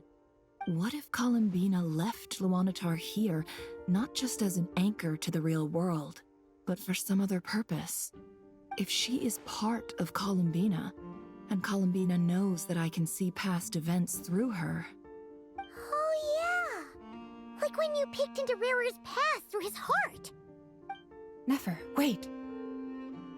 If you're right about this, and you can really see past events through Luanatar, your eyes, they'll... Oh, I know. Looking at Rerir's past in Conria was already enough of a strain on my eyes. Looking this far back into the past, it'll surely blind me. But it's our only chance. This is the only way. Boss. We spoke about this once, a long time ago. Do you remember what I said, Yehoda? The day I lose my sight, the Curatorium of Secrets will be yours to run. But... What's wrong? I'd be overjoyed if I were you. This day's come a lot earlier than either of us expected. I need need to know you'll honor our agreement, Yehoda. Promise me. Yes, Boss Neff. I promise. Are you sure you don't want some time to think this through? What is there to think through? I should have gone blind after our battle with Rerir. Frankly, it's almost criminal that I got away with it for this long. Then at least let me take some precautions on your behalf. And if you really do lose your sight, I'll visit your office every day and make sure you're well looked after. Oh, please, anything but that. I was actually ready to go through with this. Are you trying to scare me into backing out? As if I could ever scare you. I'll assume you're just joking to calm your nerves. All right, enough chit-chat. Let's do this.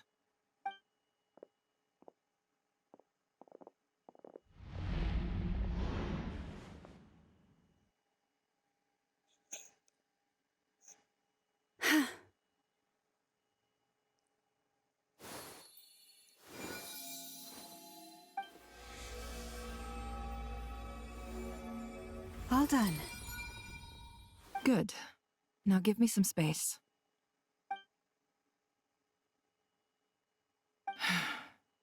Come on then, little one. Show me what happened in the past.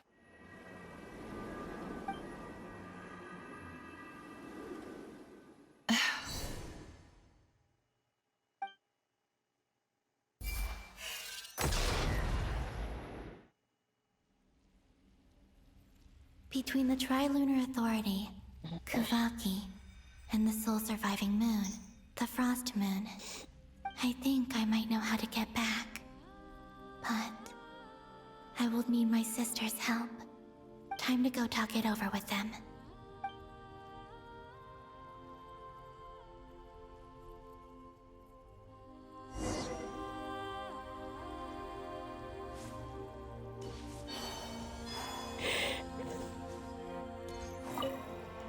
It seems you have reached a decision. I'm all ears. What do you propose?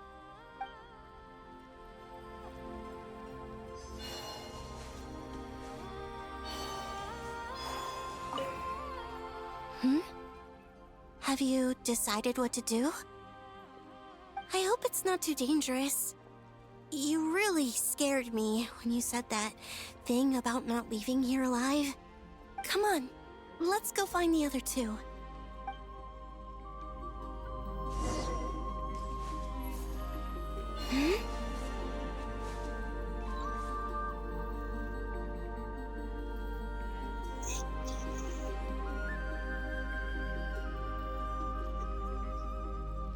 Have you figured it out, Columbina? Tell us, how do you plan to leave this place? I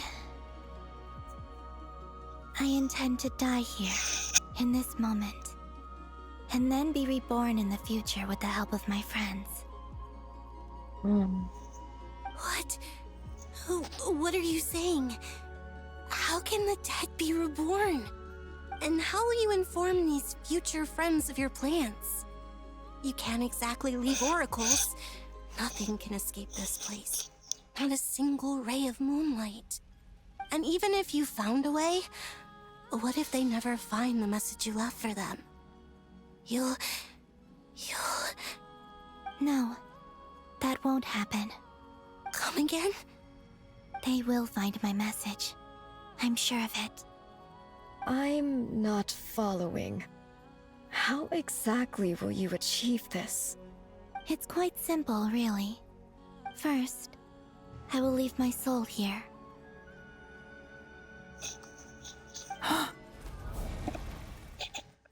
I see it. Your soul? You mean your divinity? Yes. I once left a portion of my soul in the future. One so small that this prison barely noticed anything. In this very moment, she can resonate with my soul across time. When the time comes, I believe that she can serve as an anchor to pull my soul from here back to the future reality. Just as gravity connects the world to the moon, Exactly. In the future, where I came from, the moon has been cast beyond the false sky, but I can still feel that it is there. In a similar way, I can feel a connection to the soul fragment I left behind even now.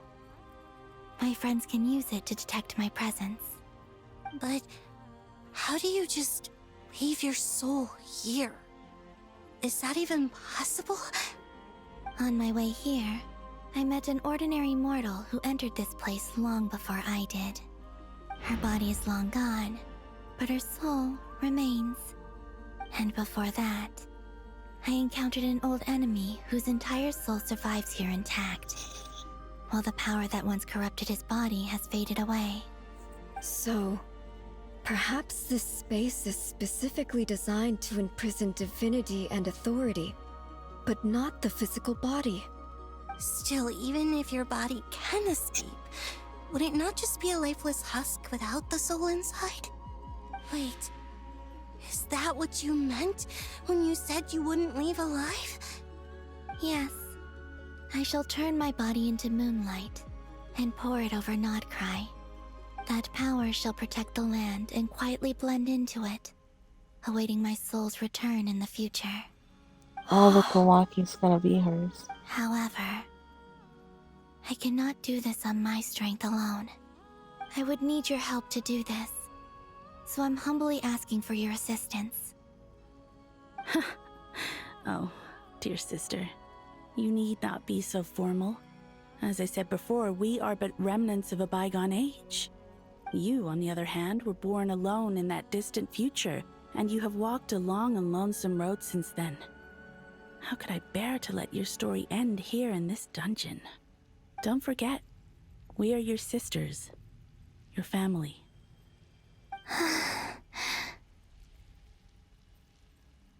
Arya's right. Actually, I've always wanted a little sister. Can you imagine how it's been for me? Getting nagged by two older sisters all the time. Now, I finally get to be the big sis. And not just that, but I get to help you return to your world, too.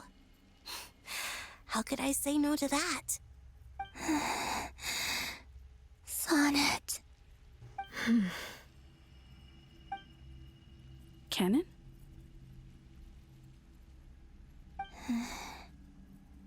I'm sorry. I know this is a bold request. The Frost Moon is rightfully yours, and it remains intact. Oh, no, please, don't misunderstand me, Columbina. I was just thinking back on the years that the three of us once spent together. You cannot imagine how happy I am to hear of the future world you describe. The Frost Moon Scions, your lovely, kindly friends.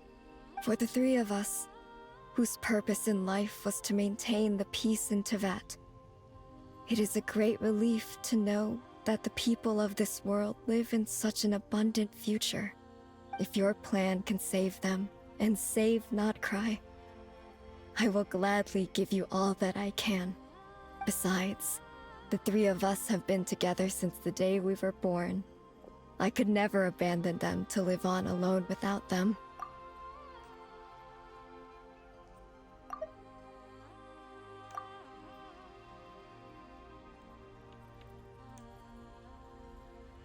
Canon.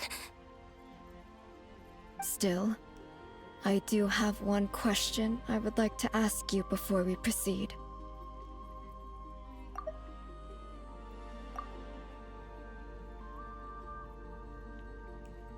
Certainly. What is it? Why do you cover your eyes? Yeah, I was curious about that too. But it seemed personal, so I didn't want to intrude.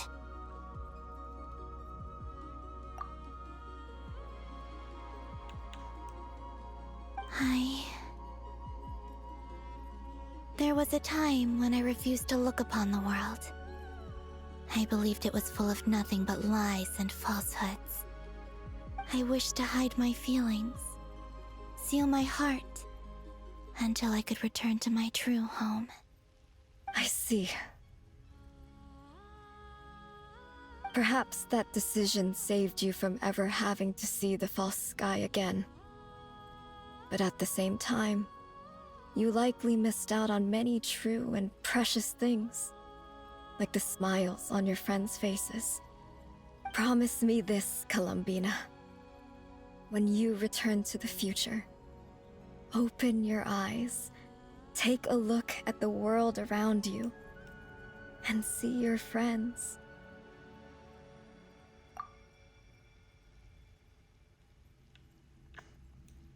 I'm sure that you know this already, given that you long to return. But that is your true home.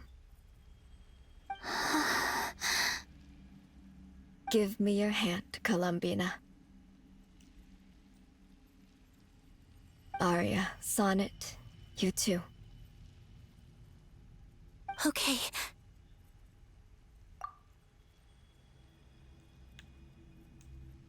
All right.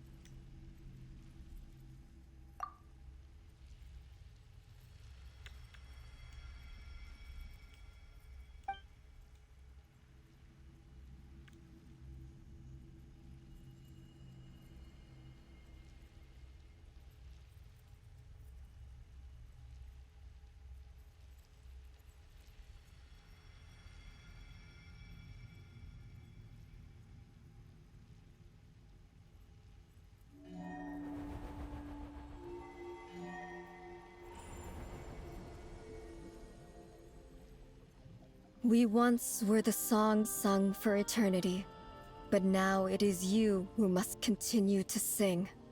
We once were the tides in the great river of time, but now we subside, and you arise. We were the messengers of madness and inspiration. But now, the lies have faded, and your truth must endure. We are souls awaiting the sun. You must return to be with those who smile when they see your face.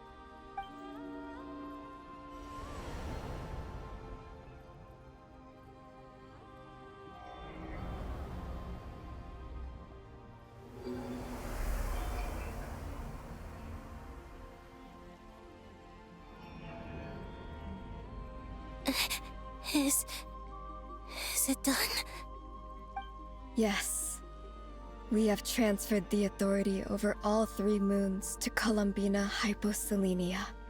From this moment on, she is the Tri-Lune Goddess, the one and only moon goddess of this world.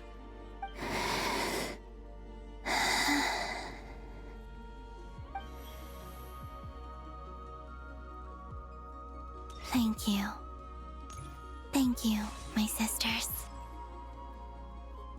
Now go, and do what you believe is right, Columbina Hyposelenia. Be aware that we cannot grant you the power of the 3 moons beyond these prison walls. The conflict that arose over their remains following our disappearance will still take place. I understand. Sisters, oh, my body. It feels... Now that we have given up our power and authority, our bodies are merely mortal shells. This prison is dissolving them as we speak. Oh, God. It's okay, Sonnet. The end must come for every god, just as it does for every human. That's all this is. The final destination of our lives. Canon and I will be by your side the whole way. We have one final request, Columbina. Could you use the 3 moons' power to send us back into the real world? Now that we have lost our powers, I doubt this space will seek to hold us further. It's just... we would like to spend our final moments together in the only place we ever called home. Of course. Gladly.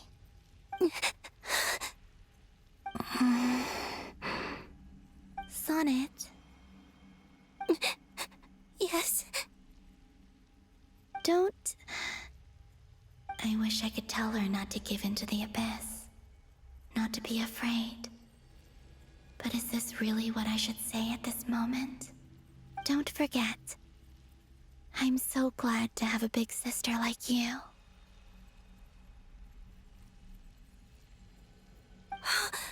No, Hypo. Thank you. I'm okay. I'm not afraid. As long as my sisters are with me, I won't be afraid.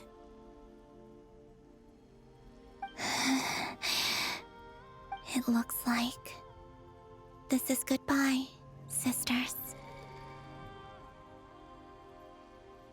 Goodbye, Columbina. Take care of this world in our stead. I will.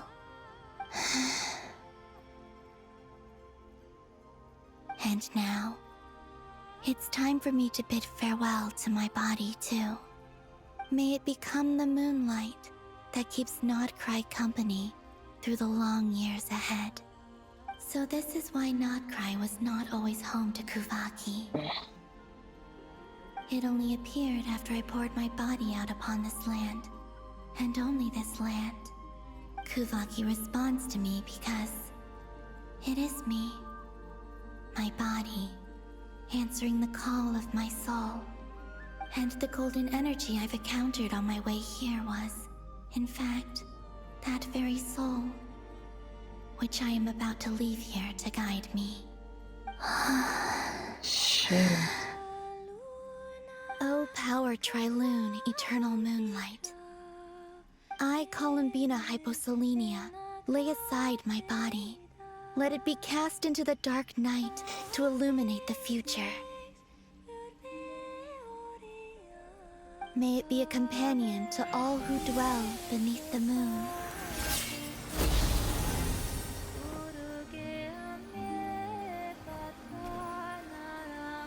Until the time comes for me to return home.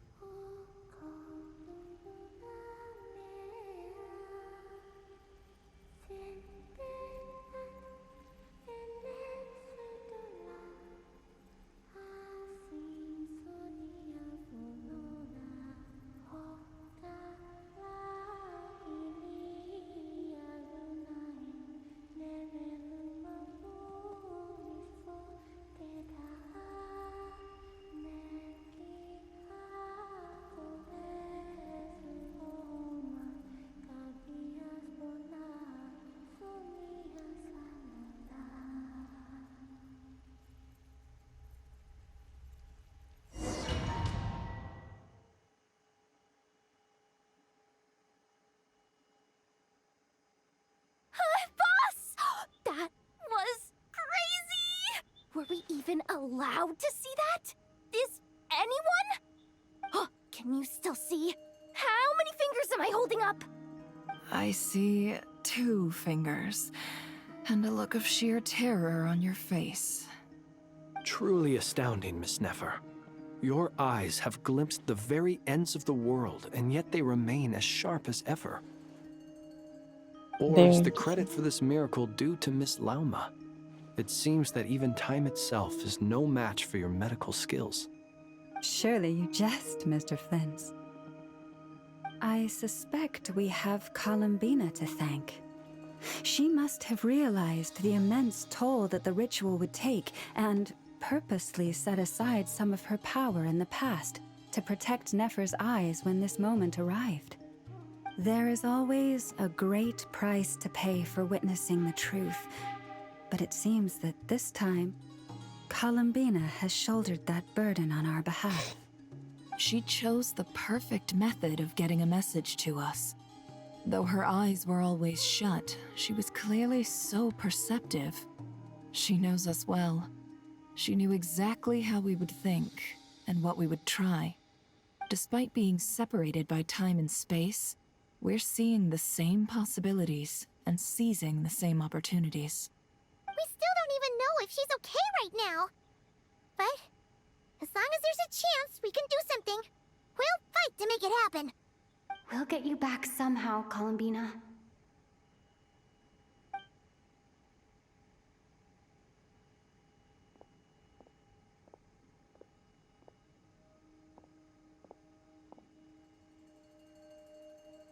Well, based on the information we now have, let's figure out our next moves. Thanks to these gentlemen, we have a much clearer picture of the situation with Dottore. The civilian population has been moved to safety, so we no longer need to hold back. Miss Androne, how are the calculations going? So far, so good. I'll keep seeing how far I can push the system, though. Can't have Hat Man being powered down for nothing. There's still a long road ahead. Where should we begin?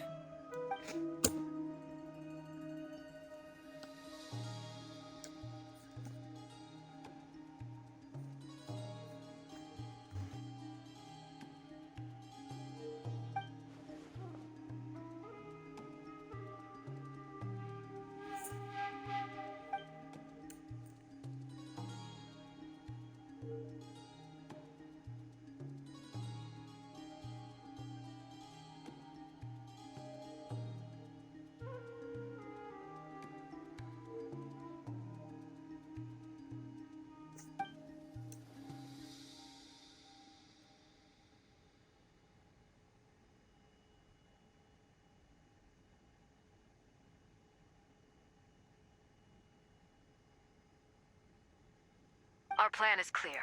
Time is short, so let's get moving. There's just never enough time, is there? Time is the bane of my existence. Ugh. Anyway, I'm gonna get back to work. All right, we'll do our part too. We're gonna go to the moon? Yeah.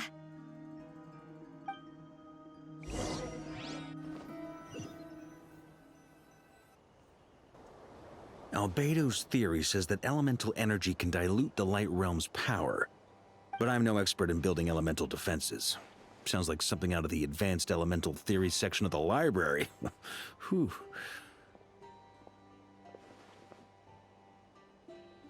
You seem quite troubled. Well, yeah. I mean, who doesn't get a little flustered when they're completely out of their depth? You were the very picture of confidence back when you approached the Hexen Circle. I could have been faking it through that whole meeting for all you know. Who's to say I'm not just a ball of nerves in a charming and gregarious package? Oh gosh, really? I'm so sorry, I had no idea. Well, you're all the braver for it. Still, I was much more in my comfort zone than I am here. At least in Mondstadt, you can cry for help from a cliff top and actually stand a chance of summoning Barbados himself. Things have never looked bleaker than they do now. If we don't pull this off, Tevat's doomed, isn't it? Oh, you think so? Actually, yes. Yes, it probably is. She's so cheery. Don't put too much pressure on yourself. Tevat has faced annihilation many times in the past, but it also gave us you, didn't it? Hey, don't give me that. It's not like I'm anyone special. I disagree. Every human born in this world is special. We angels have always believed that. In that case, this humble human being has a big favor to ask of you. I thought you might say that. I'm sure Alice, in her great wisdom, sent you here precisely to help us in this difficult time, yes? Well, that has less to do with her wisdom and more to do with my power. Of course, of course. Well, the thing is, these elemental defenses we're about to build, I don't think it's a question of if they'll fail, but when. Durin's findings from his patrols make it clear that Dottore is constantly expanding his territory. First it was his lab, then the design bureau, and now this. It's not realistic to completely stop him encroaching on the rest of Nagcry. Rather, our goal should be to stall him for as long as possible. If Miss Sandroni's calculations are correct, well, they're the closest thing to certainty we have in this situation, so let's assume they are. Anyway, her calculations suggest that our best hope for victory lies in Miss Columbina's return. It's up to us to slow Dottoro's advance and buy time for her to make a return. Are you asking me to help you with building the defenses? No. I'd like you to prepare for what comes next. When he eventually reaches us, we will have to fight him. You were an angel once and a mage now. I'm asking you to lend us your protection. Oh. Can I take it that you're triggering the terms you fought for during our three-way talks? Well, technically those terms were about protecting Mondstadt. But if you're happy to agree to the change in location, then yes, let's do that. You're cashing in on this much sooner than I'd imagined. Well, yeah. The way things are going, I might not get another chance. Very well. The mages have heard the knight's plea, and we will respond. To tell the truth, Alice and I had already discussed how we might help you all, so I didn't come empty-handed. I always like to be prepared.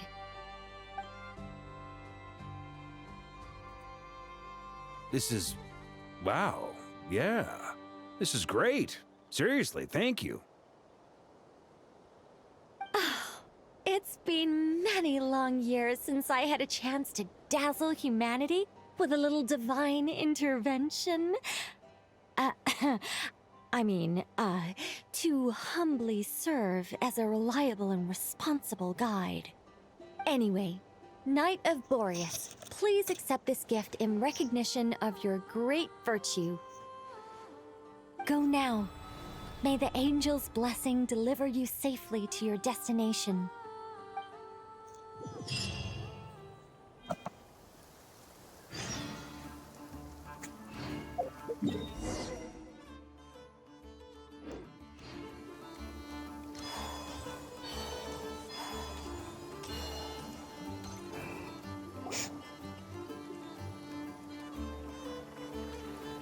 Ah, you're here. Sandroni! How are things going? Glad you asked. You two are about to become the first people to lay eyes upon my masterpiece. Or should that be the first person and the first, specter? Hey! Whatever. Come, feast your eyes on this. Wow! We've never seen something like this before! This meter displays the progress of my formula. Currently, it's still making the most important connections. Once it's finished running, I'll deliver it right to your side. And then, we can finally bring Columbina back. What do you mean, deliver it? Can't you just tell us over the Dodo communication device? It'll just be some numbers, right?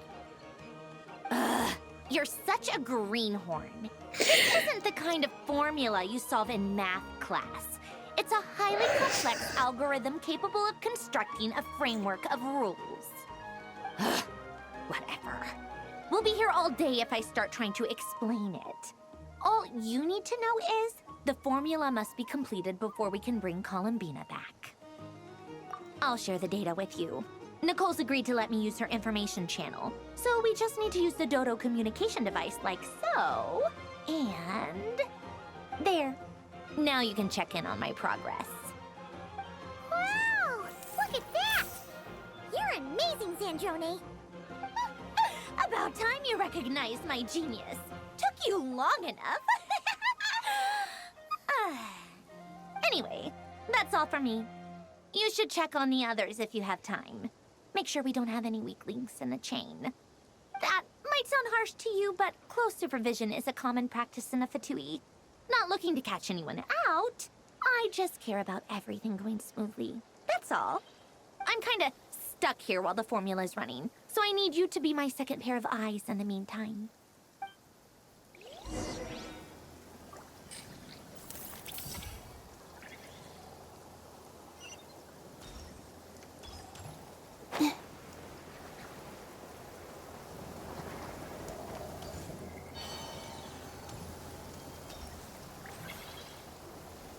Thankfully, Miss Nicole has come to our aid. Nasha Town is now looking very well defended. Golden Flame. Yes, that's Nicole's power, all right. Based on the latest message from Grandmaster Varka, it sounds like they've reached an agreement. The situation should be more stable with her assistance. Everyone will have at least some degree of protection. Albedo! Durin! Hello there, you two.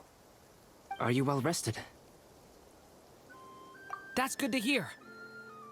As per the plan, Albedo and I will be in charge of Nasha Town. As Dottoro's energy field expands, it's creeping ever closer in that direction. But we will do our best to hold our position. We fought side by side many times before, and always with great success. I believe this time will be no different. So don't worry about us. Focus on fighting Dottore.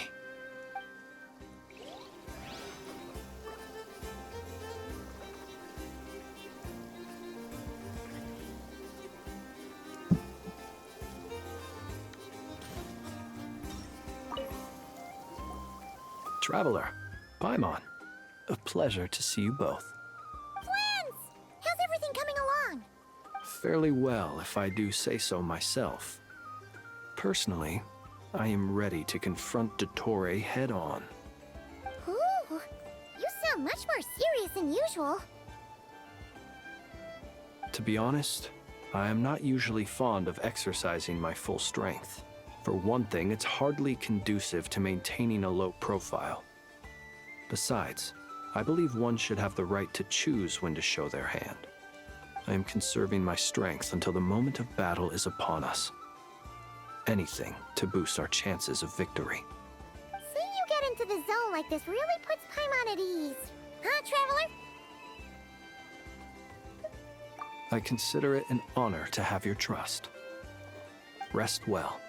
I look forward to seeing you both in your element during the battle.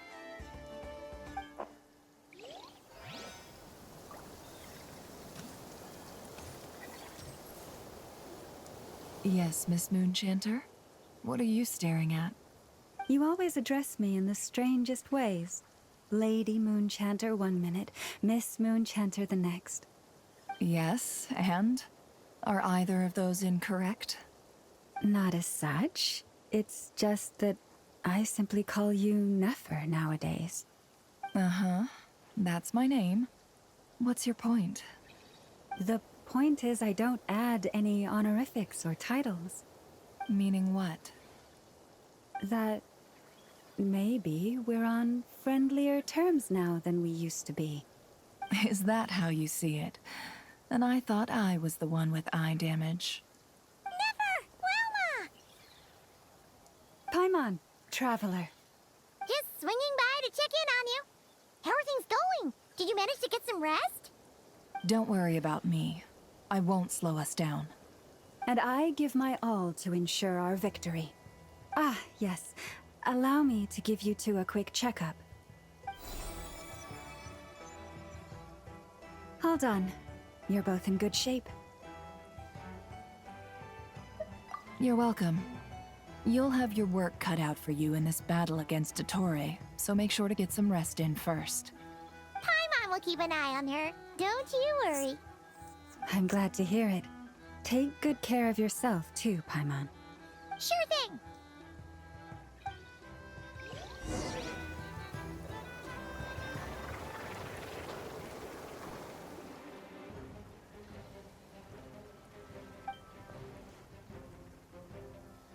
Here they come. That's quite a horde. As we expected. Get ready, everyone. Take your positions and prepare to engage. Let's begin. I'm at the ready.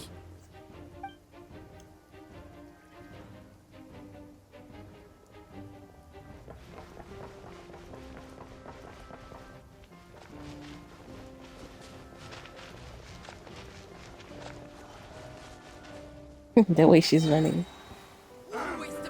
Your skull! Wipe out! The long sleep beckons. There's nowhere to hide. Observe. Do you fear the dark? Take too long. Another one. Nightfall. Pretty strong.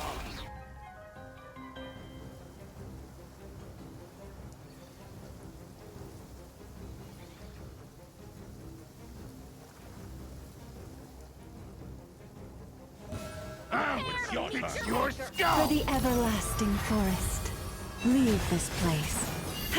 Can I the truth? Seek within. These creatures cannot stand against us.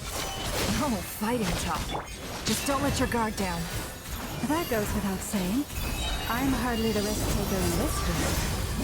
Excuse me? The deception ends here. Intel. Forest, protect us. By the frost moon of old. No more lies.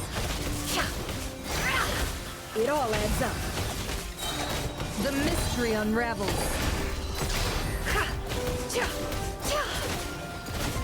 Can't hide the truth. With one heart, we pray. It all adds up. The deception ends here.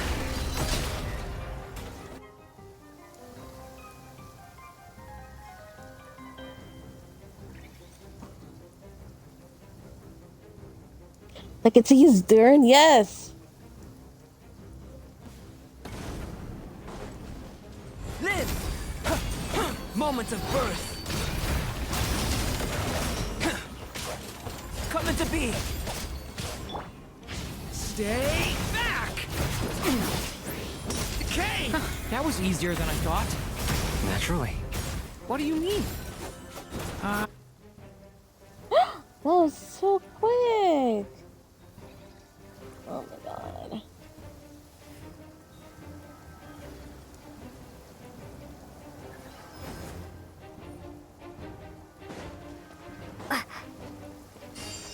Again. Water jet! By the frost moon of old. Can't hide the truth. Seek within. It all adds up. People have always used fire to drive away wild beasts. Wouldn't a lantern work just as well? You read my mind, my dear friend. I was just about to say that. All right then, dear friend. Bring the light. Oh, I'm frozen. For the everlasting forest.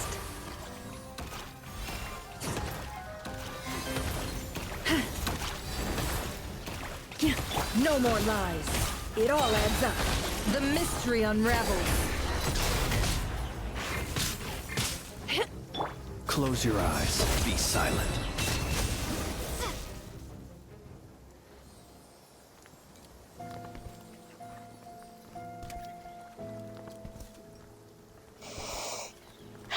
You're looking well.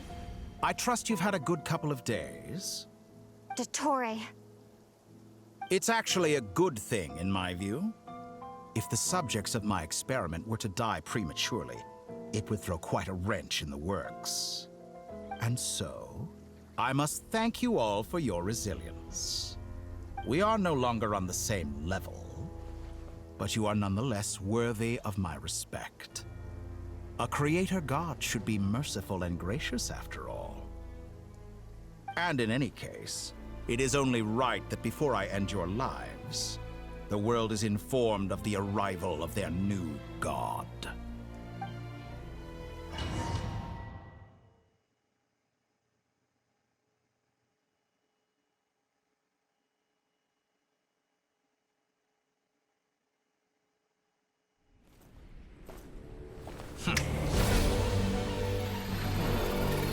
Movie time.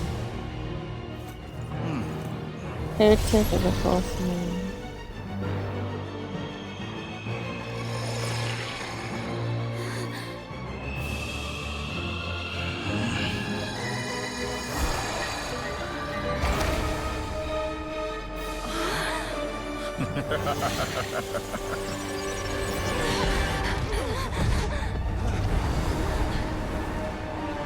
thought he was about to shoot the moon or something.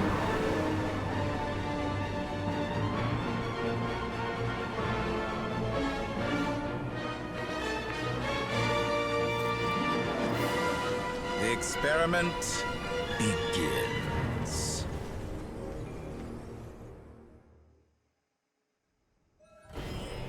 With the marrow of the three moons in my hand, behold the false moons fall!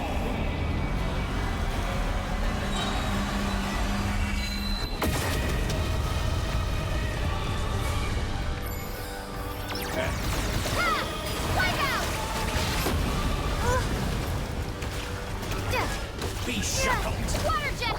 No more lies. Can't hide the truth. Seek within.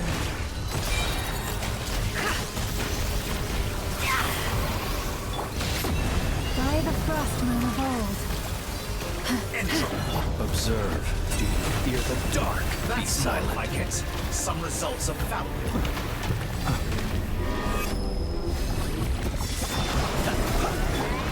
Water jet! Bombs away! Pathetic. Water jet! No more lies. The deception ends here. Leave this place.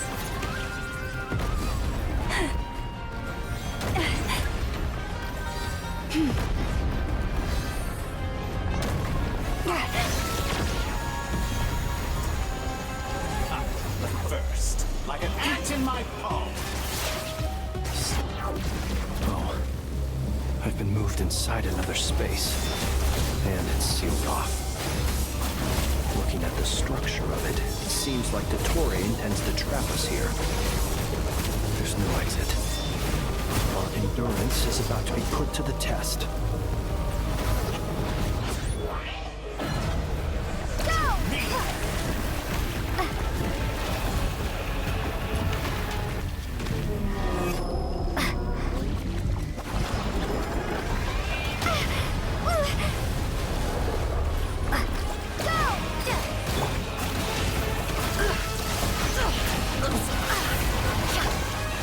Stay your hand.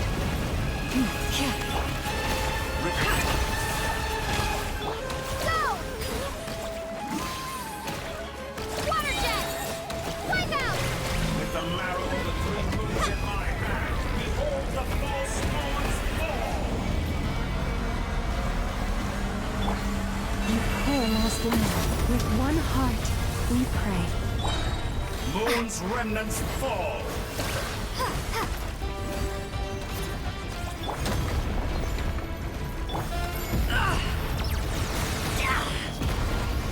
The mystery unravels. Tell me, where will you try scurrying off to next? Looks like Dottore has opted for a divide and conquer strategy. But we will not allow him to triumph. Now, I shall pray for our victory. Forest, It's like running all over the place.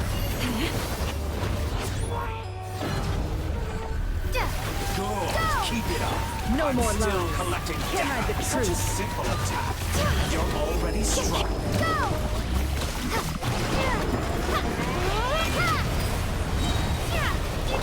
It all adds up.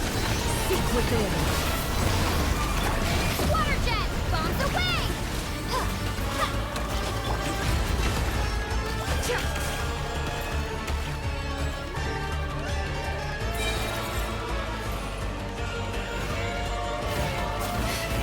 Moon's remnant.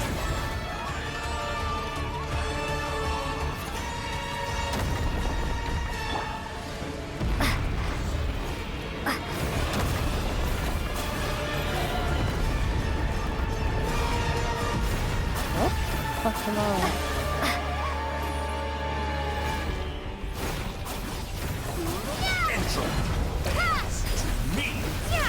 No more lies.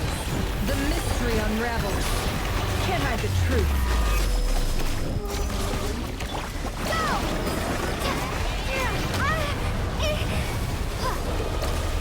No more lies.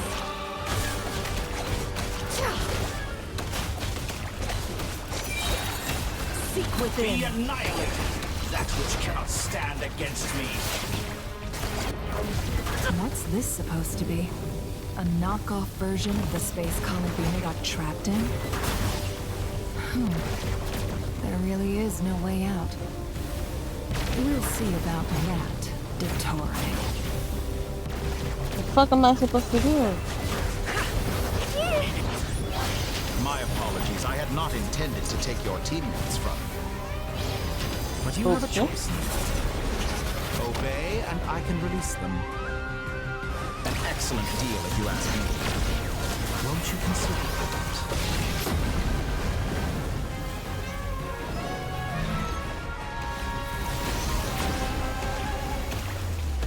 Be shackled.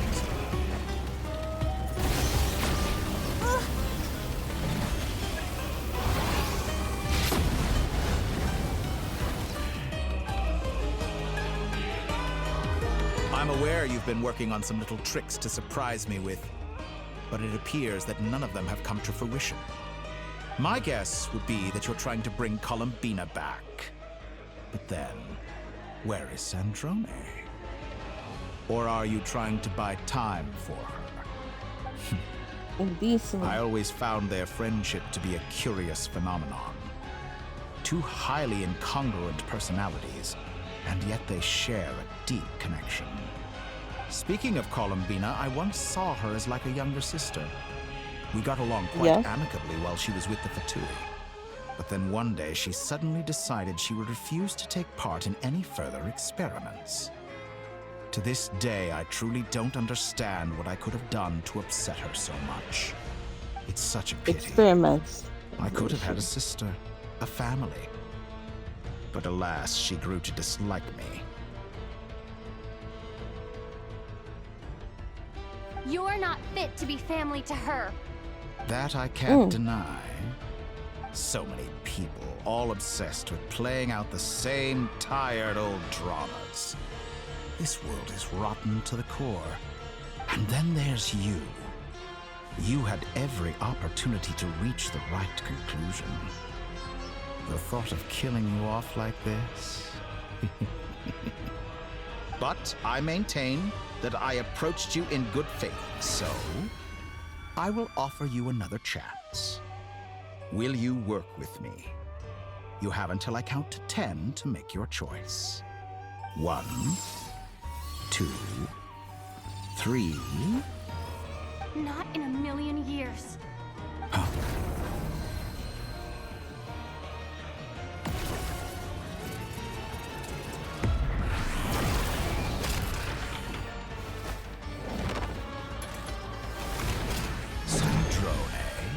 What a pleasant surprise. I didn't think you'd join us all the way up here. You're as sick and twisted as ever. Don't fool yourself into thinking anyone's grateful for the chances you're offering them. Sandrone, the formula hasn't finished running yet. Funnily enough, I was just discussing a collaboration opportunity with the Traveler, and then I see you, who I must say is a good example of an opportunity gone to waste. Gone to waste?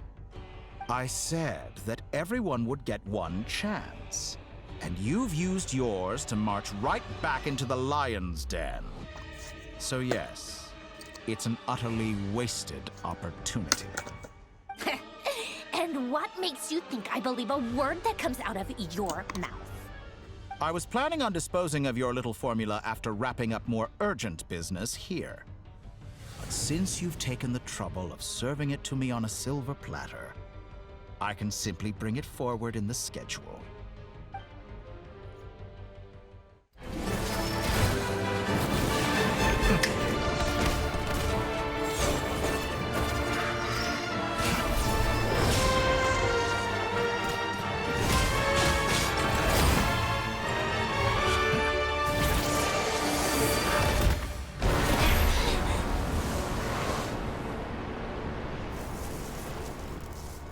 Oh no. Is this your life's work? This piece of trash?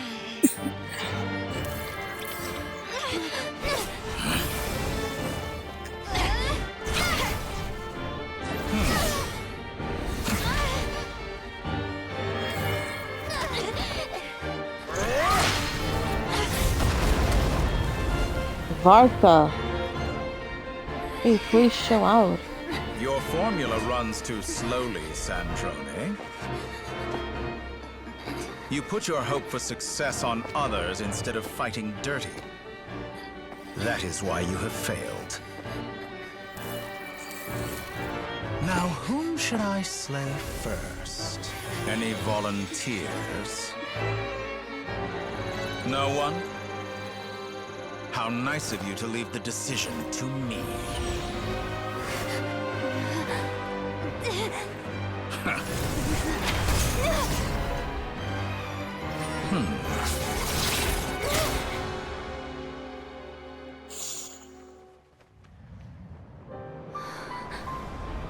No.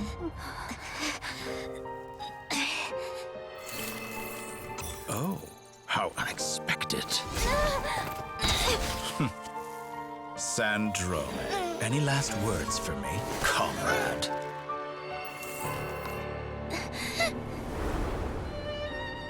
Is there anything you wish for? Not really. But I've always known what I don't want. Go to hell, Dottore.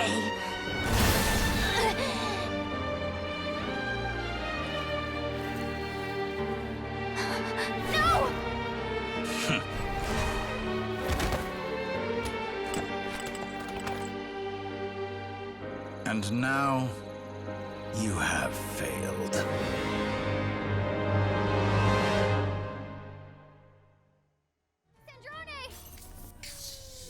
Now you see how fragile mechanical contraptions are. Just a gentle tap, and they fall to pieces. However keen of an inventor Sandrone may have been, her death spells the end of the formula that was running inside her body. Of course, I have to commend her for making it this far. As her colleague, I have to admire her stubborn tenacity. Now, it is time for you to take your place by my side. My count was interrupted, but the second chance I extended to you still stands. Once again, you are welcome to join me. By now, I'm sure you have gained a greater appreciation for the power and authority I wield. What is stopping you from embracing a new world of endless possibilities? Not in the mood to talk? As you wish. You seem less talkative than usual today. I'll change the topic to something more apropos. Sandrone was always like this, never trusting anyone. Always so reluctant to share her research with them. Objectively speaking, she had her strengths. It is remarkable how she extracted and even optimized the world formula from so much data. But her inability to trust was her undoing. Had she allowed someone else to monitor or run the formula for her, you might still have a chance at victory even now. But regrettably, she was a stubborn fool. As much as it pains me, she had to go. Dottore. Maybe this is news to you, but people can change. Columbina surprised you when she escaped, and I think Sandrone would surprise you too. Change? You can twist the truth however you want, but I see it clear as day. You're the one who can't trust other people. Is that how you see me? By this point, what can you hope to do about it?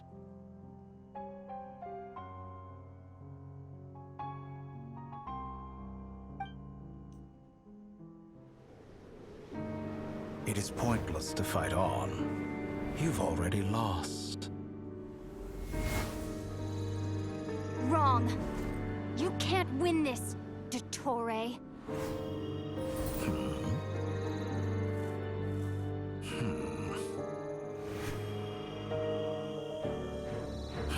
What?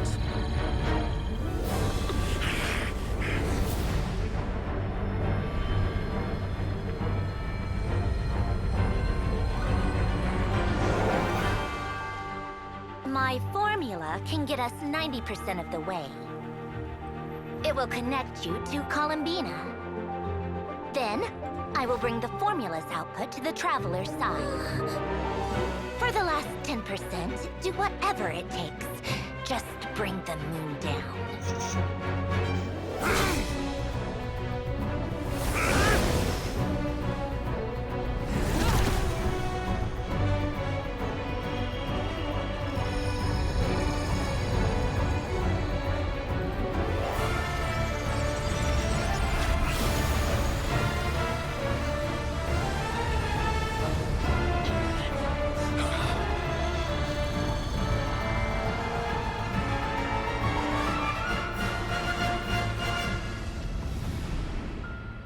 Oh, you cheating fuck.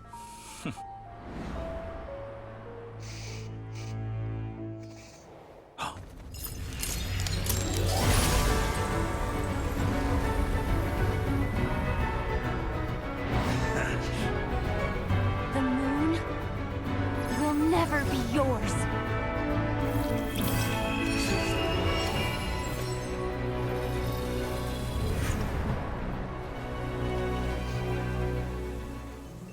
I turn my body into moonlight and pour it over Nod Cry. My soul, I leave here to inform my future friends. Lastly, I will hide the Trilune Authority within the Frost Moon. And when my body, soul, and authority are reunited, finally...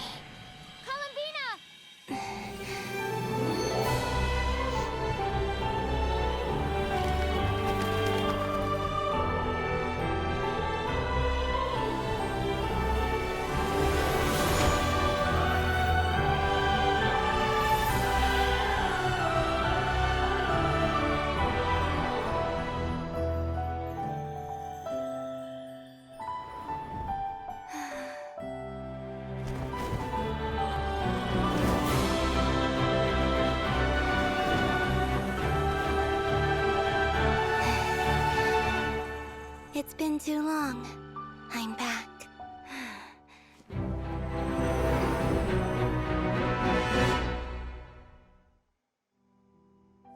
Stay focused on the battle, Traveler. What a touching reunion.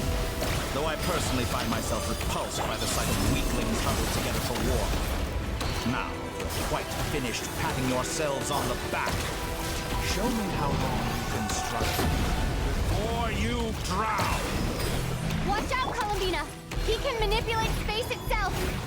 I know. Wait for the right moment. We'll strike together.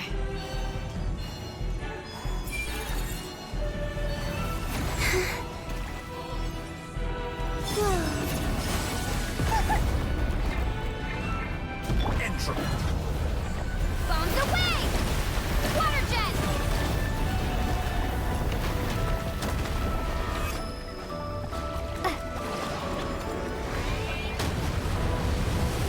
Did you honestly think that would hit me?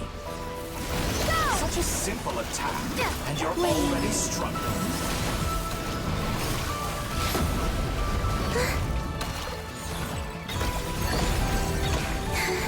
Found it. Enough!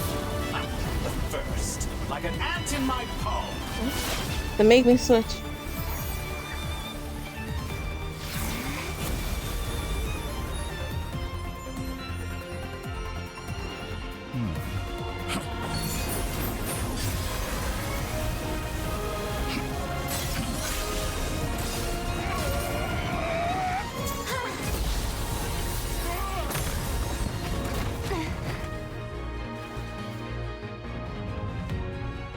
I grant you the new moon's blessing. The new moon shines upon you. I am growing weary of your stuff. It's over, Dottore!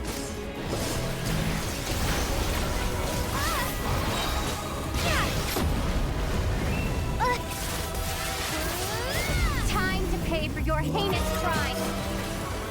No longer must the world cower in the cold night. Our future is not yours to command! Let the moonlight dispel the darkness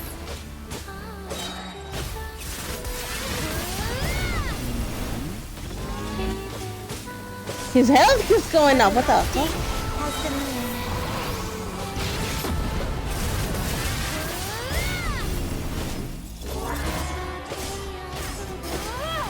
Only I could have shaped the new world. Only I.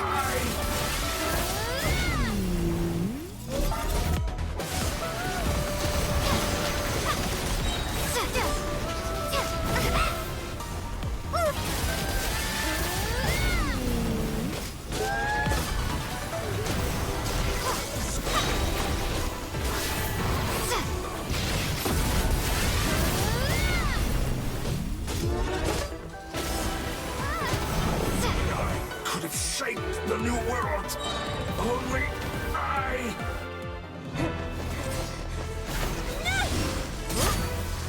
Willfully blind. How can you be so satisfied with your fate?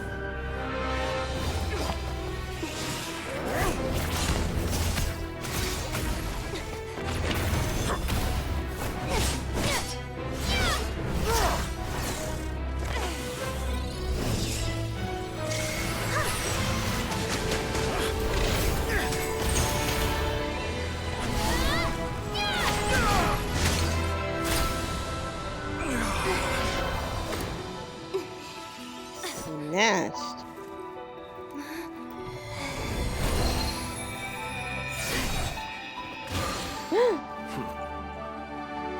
This battle was never about fate. It's about friends, family, and the home you stole from them. So dull. Only the weak rely on each other for comfort. You shall see. Once I transcend fate, you will be nothing but fodder for my grand experiment! That will never happen.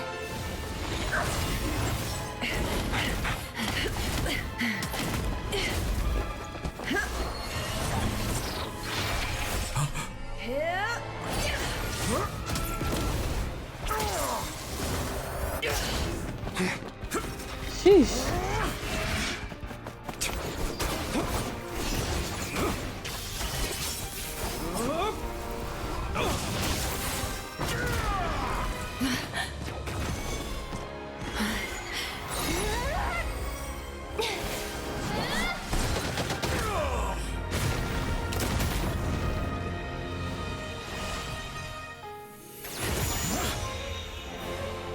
Today, the moon lights up this world once more.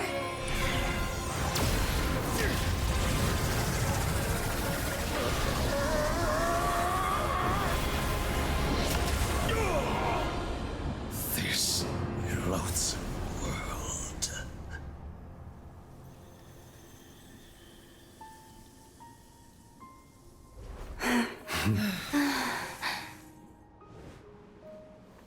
No, this world is our home.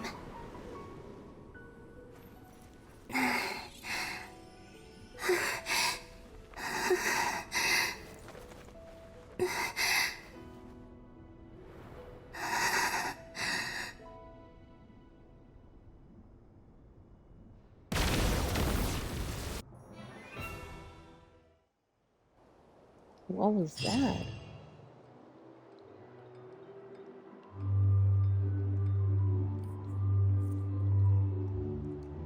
Question mark indeed.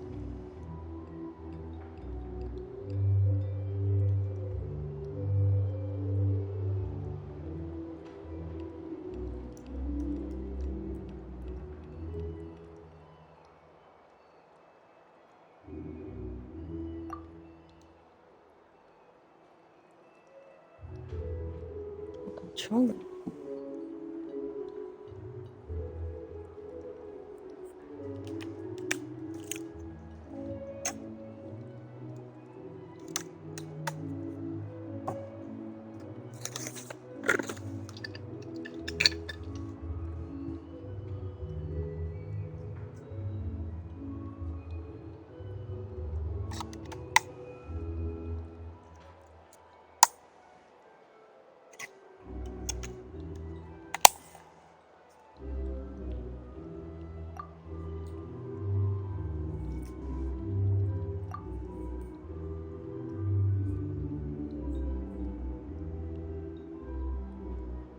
Also No, reminds me you're of doing this it one. wrong. The moon looks like this now. What are you trying, children? The new moon, Mom. It looks different than before, doesn't it? Also... Can I go buy a sugar sculpture today? Please? Just one? All right. I suppose today is a special day after all. Almost like a festival. Extra, extra! Get the latest Nasha Express here! Post-disaster report! Nasha Town reborn beneath a new moon! The voyage begins today! The future looks bright thanks to the League. Want a copy? I knew things would be different. But I didn't think that would include the moon. They say a new moon goddess has been born. A new moon goddess? Who's saying that? The Frost Moon Scions? I guess so. I'm not too clued up on the details. As far as I'm concerned, the moon's still in the sky and it's business as usual. Hey, since we've come all this way, shall we grab ourselves a free meal while we're here? Are you a convert now? Or are you just here for the free lunch? Oh, come on. What does it matter? After everything we've all just been through? That smells good. All right, that's it. I'm hungry. Time to eat. Come on! We gotta get there early, or there won't be any good spots left! Shh, keep it down. This is a residential area. What if people are still sleeping?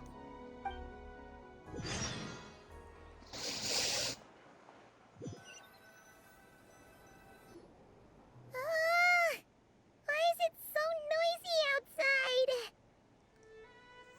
It's okay. Paimon was pretty much awake anyway. It's been so long since we last had a chance to relax, huh? Feels like time is moving slower than usual. What about you? Did you rest well? Still winding down from everything that's happened? Or are you wondering how our friends are doing? Or is it about what Dotori said to you? Okay, if you say so. But don't push yourself, alright? Let Paimon know if you need to talk. What we just went through was a lot. It's totally normal if you need some time to get back in your groove. Luanatar disappeared after Columbina came back. Apparently, she was part of Columbina's soul or something. Still, Paimon kind of misses Luanatar somehow. But anyway, you did great. So did Paimon. We all worked our butts off to contain this disaster, and in the end, we made it. So, chin up, Traveler. You should be proud of yourself. Hey, don't poke fun. You should be glad that Paimon's growing as a person.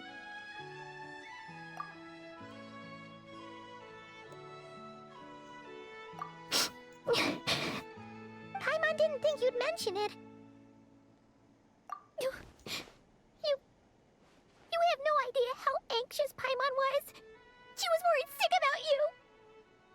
Well, if you really want to show Paimon you're sorry, you're gonna need to make it up to her. You better be ready to splash out on a lavish meal.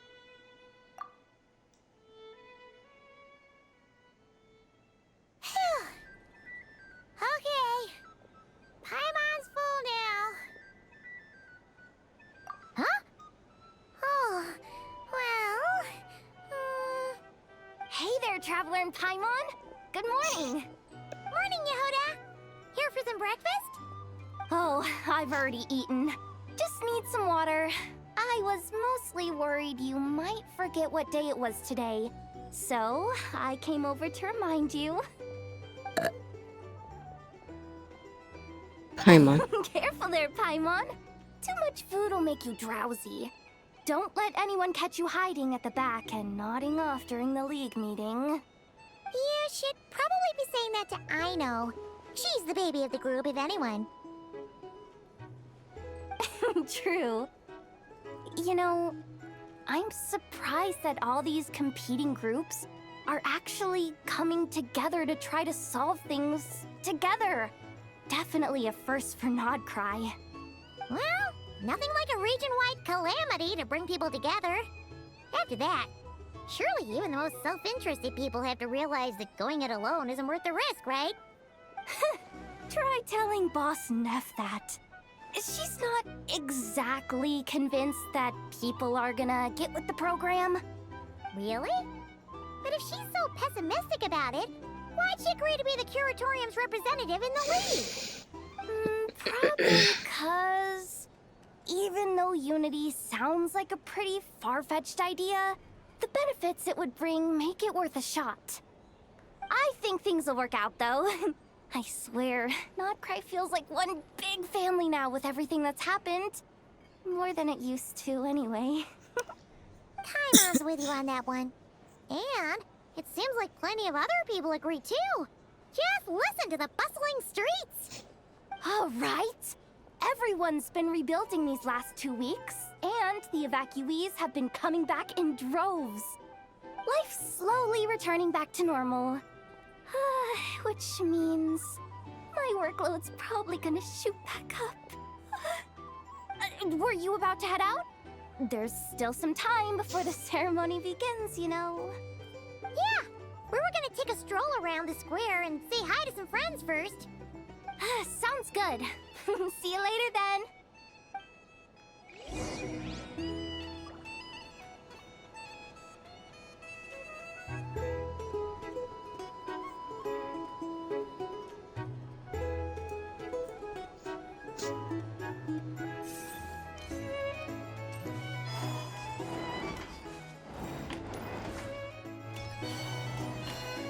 Our drink recommendations? These are bounties.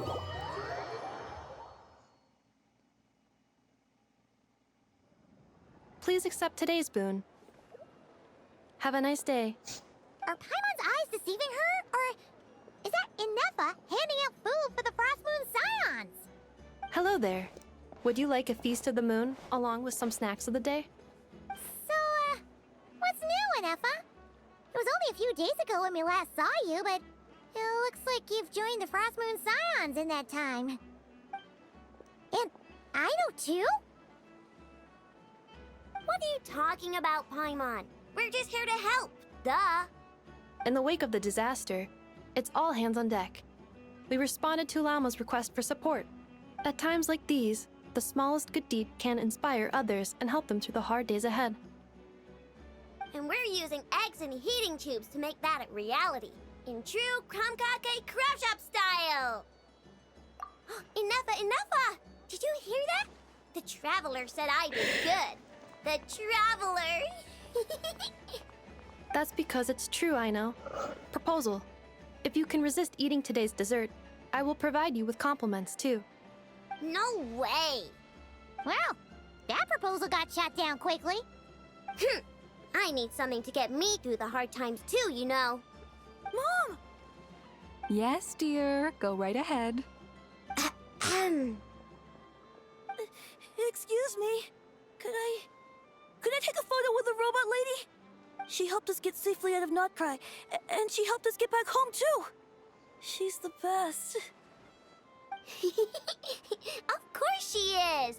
And since I'm the whiz kid who built her, that makes me even better than best, right?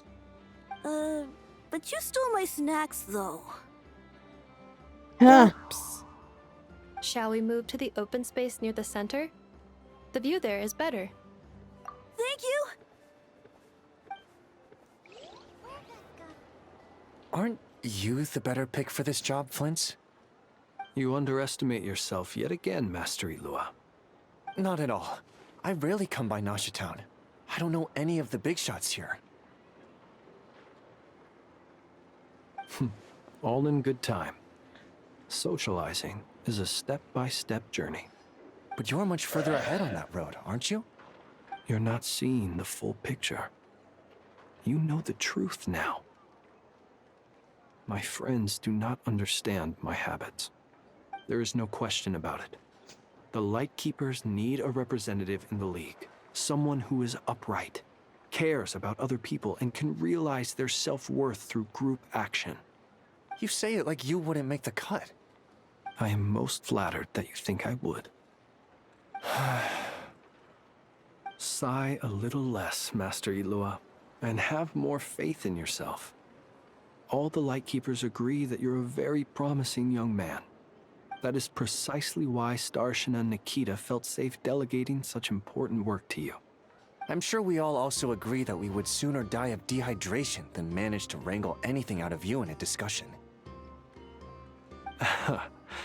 My apologies. I am not in the habit of bringing water with me when I go out. Whatever. I'll take the job. By the way, who else is part of this? Oh, it's quite the who's who of Nodcry. There's the Moon Chanter of the Frostmoon Scions, the boss of the Curatorium of Secrets, a representative of the Voynich Guild, and even someone from the adorable Kromkake craft shop. I'm sure you will find speaking with them to be a genuine pleasure. If you say so. I've never done this work before, so I'm honestly a little scared of making mistakes. But I'll do it. Not only is it our duty as Lightkeepers, but because I want to make Nodcry a more welcoming place. An admirable attitude to take. The beacons are lit, Ilua. We're but one step away from breaking through the blizzard. We have the chance to band together and build our shared homeland into an Elysium. This is unprecedented for Nodcry. An opportunity not to be missed. Yeah. You're right. I'll do my best. Quite a few familiar faces have arrived. Let's go, shall we?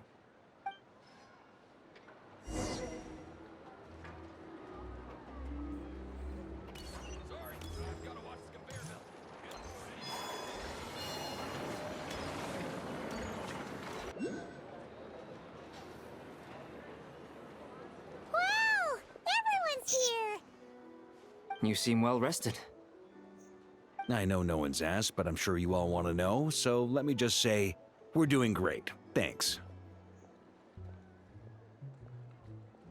Well, great, but not perfect. Starting to lose my mind from boredom. Can't drink a drop of alcohol while I'm waiting for my wounds to heal. I'm sure you had a sneaky swig or two. Wait, how'd you find out? I'm sure you must be missing Mondstadt after all these years away, Grandmaster. Yeah, you could say that again. Every time I get news from Mondstadt, it makes me want to go back and see the place for myself. Honestly, once things are wrapped up here, I think it'll be time to head back home. Hey, looks like someone's taking the stage. Can everyone see okay? Anyone need a boost? I'll just listen from the back. It's fine. You're taking this pretty seriously, huh, Durin? Well, it's not every day that I get the chance to see how people speak in official settings. Soak it up like a sponge. I'll make sure you get a chance to practice for yourself later down the line. Actually, I know just the thing. You can debrief the Knights of Favonius for me. Mr. Varka, are you forgetting that I'm not a Knight of Favonius? I can knight you. Any particular title you'd like?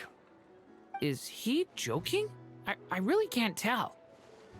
You'll have to figure this one out for yourself. It'll be a good learning experience. Uh-oh. It is my honor to host the opening ceremony for the League, and to have this opportunity to speak to you all in my capacity as Voynich Guild representative. Could this person also have been pushed onto the big stage by the real big shots? Guess I'm not the only one then. We come here today, having weathered the trials and hardships of yesterday, and having learned from them the importance of unity and cooperation. All right, here we go. Uh-oh. Looks like Aino's off in dreamland already. Wait, Boss is looking kinda drowsy too. What's up with her? Come on, get this speech over with already. Nodcry is our home, the land we rely on for survival. And as we chart a course for the future, may we persevere through the storms ahead as we sail towards a new era of prosperity, freedom, and hope.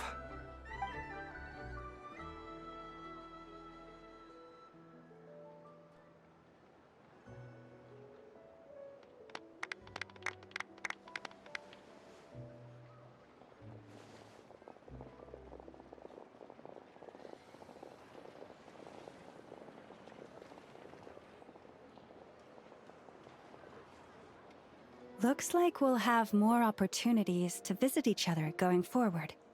I'm sure you'll cope, Lady Moonchanter, given how fleet of foot you are. Unfortunately, I suspect I'll be too busy at the curatorium to act as your host. We have a busy schedule, not to mention an international network of contacts to manage. It'll be all right. I'll just check your schedule with Yehoda well in advance. And if she's not available, I can simply ask Ashru. You... So giving my employees extra workload isn't enough for you? You're really going to drag my cat into this too? I thought you'd approve. Aren't you forever increasing your employees' workloads? That's a bold statement. Are all the Frost Moon Scions feeling more audacious now that your moon goddess has returned? Columbina's return has brought joy to all who care about her. That includes both you and me. As for the Frost Moon Scions, we are learning how to thrive independently, without relying on the moon goddess. It is up to us to make our home a more livable place. Joining the League is one of the steps we are trying towards that end. I like the word try. It's nice and non-committal. You can opt out at any time and still say you tried. You don't see a bright future for the Frost Moon Scions? Or did you mean the League?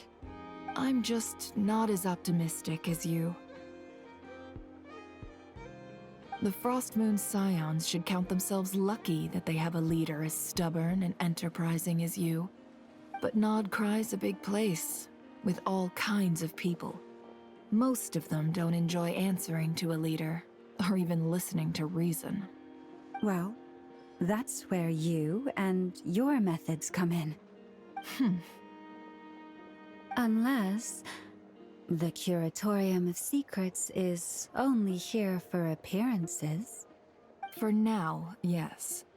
And that won't change until this venture becomes worth my while. What would make it worth your while? Getting out more than I put in. Right now, I'd barely break even, but I'll grant that it's a good start for Nod Cry. Then maybe it's worth a try. All right, you can stop now. Or do I have to join the Frost Moon Scions before you'll get off my back? You'd be very welcome to join us. Hey, you two! Congrats on all your hard work! What are you chatting about? Nefer was trying to dissuade me from adding to her employees' workload. Also, she's considering joining the Frost Moon Scions. Sorry, what? Your conversations are always the most interesting. Would you two care to join me for some tea before heading to your next destination? What could possibly be our next destination after this? Oh, we still have to deal with the brother. Jesus. Nicole? I thought that was the whole point. Where are you? Aren't you gonna show up today? Sadly not. I'm otherwise occupied right now. I'm sorry, Paimon.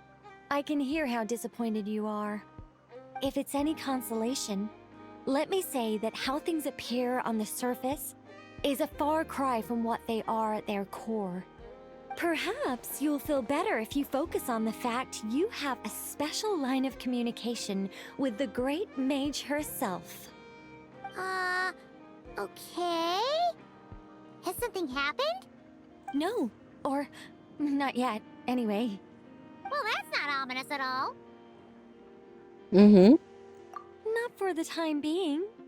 Just think of this as a general check-in to make sure this communication system is still running smoothly. Besides, it's good to chat once in a while if we want to maintain our friendship. You could've just said so. Paimon got all worked up for nothing. Still, the best friendships are built through face-to-face interaction, you know. It's never gonna stop being weird having tea with you when you're not there and just talking to thin air. All right, fair point. I'll bear that in mind for next time. Yeah. Any update on that crisis at the world's borders? Alice just informed me that they had their work cut out for them. And now everyone's thoroughly exhausted. But they did finally get things back under control. Still, we can't let our guard down yet. The disruption caused by this disaster has made Tevat easier to detect from the outside universe. She plans to wait for things to stabilize, then reschedule her Mondstadt vacation plans. As for me, I agree with Hat Guy's perspective. This is a time when many new variables are emerging, and the situation is changing constantly. Plus, most of this change is for the worse. We have to remain vigilant and ensure that the embers of chaos are not rekindled. I did notice that the energy in Nodcry changed somewhat after the War of Funerary Flame, but since it was still aligned with the Light Realm, I never gave it a second thought. It looks like I'll have to examine the connections between phenomena I observe more closely in the future. Just doing my duty. It's more or less second nature by now. Of course, to give you the full picture, I'd have to start with the substance from which angels were formed. Never mind. Paimon's right. Showing off my knowledge would be much more satisfying in person. By the way, you did receive the gifts from the Hexen Circle, yes? I'm not trying to claim credit or anything, but my pride demands that I at least mention it. They're quite similar to the protective talisman that Alice gave Dory, but with some very special enhancements. Oh! So that's what kept our friends safe when Dory trapped them.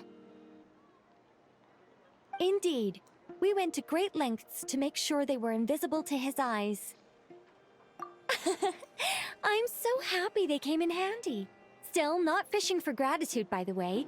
I just want you to be aware that sometimes your friends may be protecting you in ways you cannot perceive. Anyway, I'll contact you if anything else crops up. If not, you know what they say, no news is good news. Oh, my angelic instincts are tingling. They say you should head to the docks next. Your friends are about to board their ship home.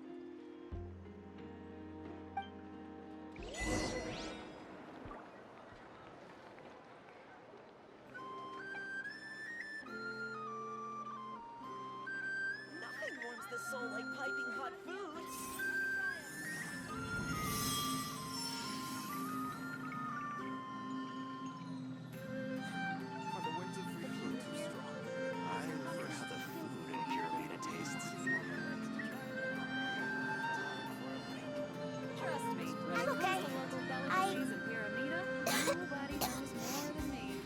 Much better these days.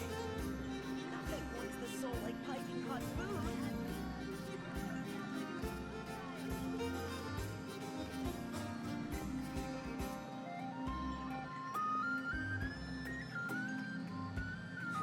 Are the winds of freedom blow too strong? I wonder how the food in Pyramida tastes. This place looks perfect. Trust me, when it comes to local delicacies in Pyramida, nobody knows more than me. The soul like piping hot food. I feel much better these days.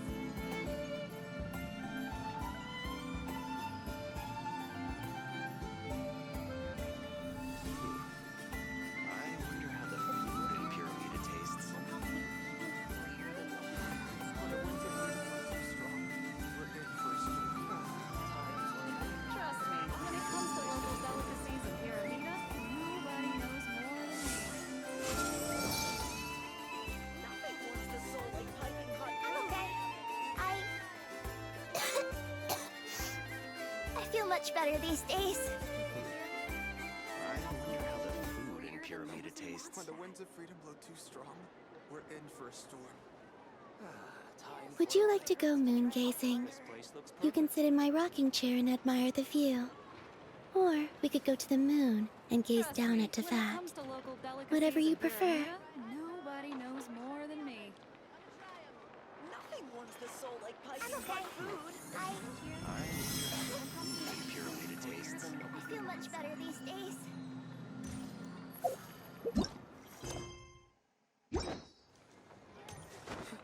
Are the winds of freedom blow too strong? I am falling asleep.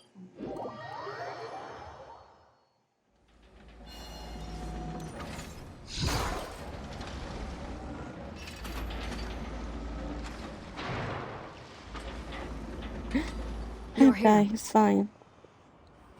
You're here too, Hat Guy. Are you heading back together? No, I'm bound for Sumeru, and she for Fontaine. We just happened to cross paths at the harbor. Everything seems fine. Sandrone may have an abominable temper, but she's always been very responsible with important calculations, and things entrusted to her by valued friends. You always speak as if you know us inside out, Mr. Hat Guy. Maybe I'm just a good judge of character.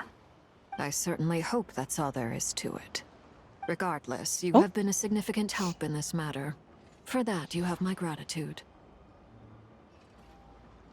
I didn't do anything special.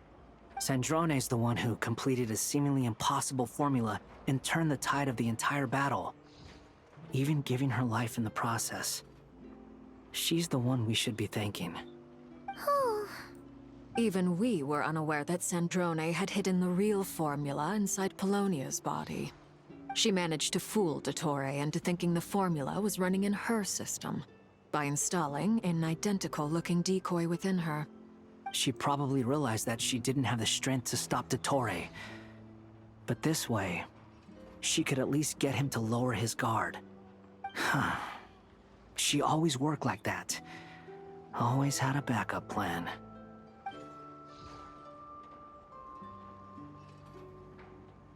Well, that's why I'm traveling to Fontaine. She made a request of me long ago, and the time has come to fulfill it. Think of it as her will. She said that should she ever fail in a mission, she'd like me to deliver her core and Polonia's to the Fontaine Research Institute. She also mentioned that she had made arrangements for people there to set her affairs in order. Some of her personal effects, such as her notes, were left to me. I've decided to take them back to the House of the Hearth, for safekeeping primarily, but also as mementos, I suppose. However, there is one book among them that I'd like to leave in your care. I'll have someone deliver it to your residence at the flagship at a later date. No, I was specifically warned not to tell her. This is her last wish, and I will abide by it. I can only hope so, but none of us here can know for certain. I bade farewell to Columbina earlier today. As promised, she turned the iridescent moon's marrow over to me.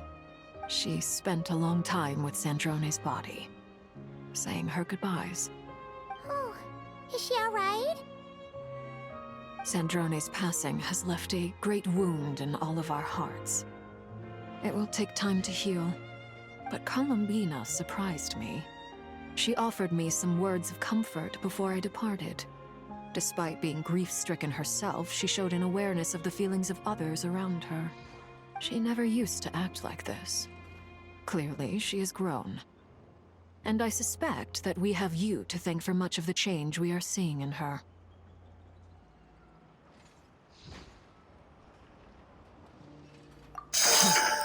After these recent events, the Tsaritsa has revoked the Pale Star Edict.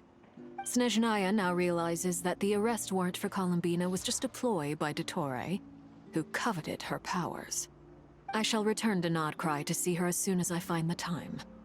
I hope that from now on, she too will explore more of the world. Columbina Hyposelenia's journey is only beginning. My ship is here.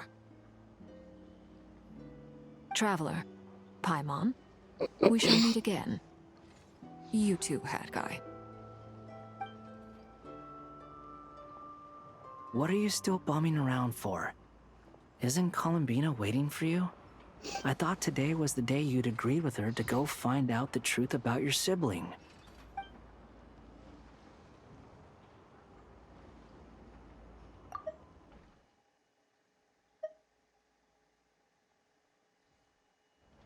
You're afraid you won't like the truth when you see it. Well, this is new. I was starting to think that nothing could scare you. Don't say that! Wouldn't you be if you were in this situation? Fair point. But I'd say I have more experience facing up to unpleasant truths than the Traveler. They say blood's thicker than water. I know how much you need your family back. More than you need any of your friends. And I'm sure that all your real friends understand that too. No matter what the truth turns out to be, they will stick by you and support you, whatever decision you make. Finding the truth is important. But more important still is what you choose to do once you've found it.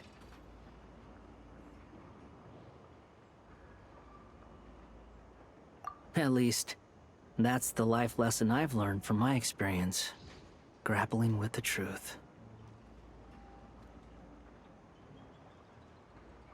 What? Now that Dottoro's dead and gone? A little, I guess. But it hasn't solved everything. Maybe I regret not getting to end his life with my own hands. Or maybe it's something else. But for whatever reason, I still feel like I have a chip on my shoulder. Either way, I'm going back to Sumeru. Lesser Lord Kusanali is gonna need help dealing with all the chaos Dottori left in his wake. Not just from this incident, but everything he did in the past, too. You should continue with your journey, as you've always done. Who knows? Maybe we'll meet again someplace else. So, what should we do now? If you want to explore a bit more to steady those nerves, Paimon's game! After all, when Columbina said she knew where your ship was hidden, Paimon promised to give you two some alone time with the truth. It hasn't been all that long since we were last apart, sure, but with Columbina there, Paimon's sure things will be just dandy. Ain't no biggie. Paimon might be all about that food and fun, but she knows how to do right by people. Paimon's sure you'd prefer to digest the news about your brother in peace. But, no matter what you see, just know you can share it with Paimon. Of course, as long as it's not super private. If you can't make sense of something, let's give it some thought together. And even if we both can't figure it out, Paimon can at least treat you to a nice meal. Glad to hear it. Feel better now? Alrighty. Next up, time to meet with Columbina.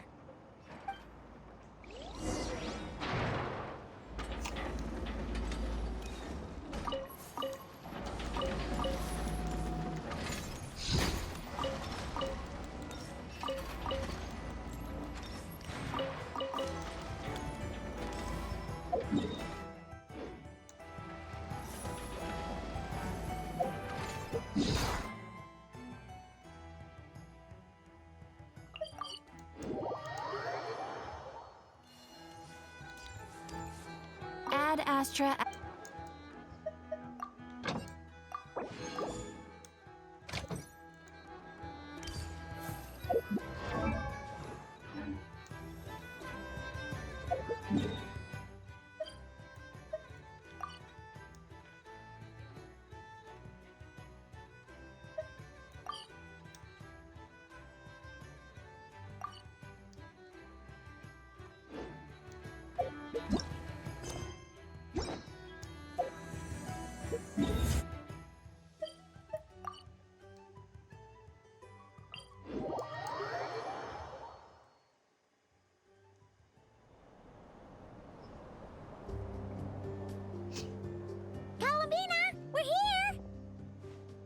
Can't quite believe we're meeting out here. We've gotten used to walking over to Silver Moon Hall whenever we go see you.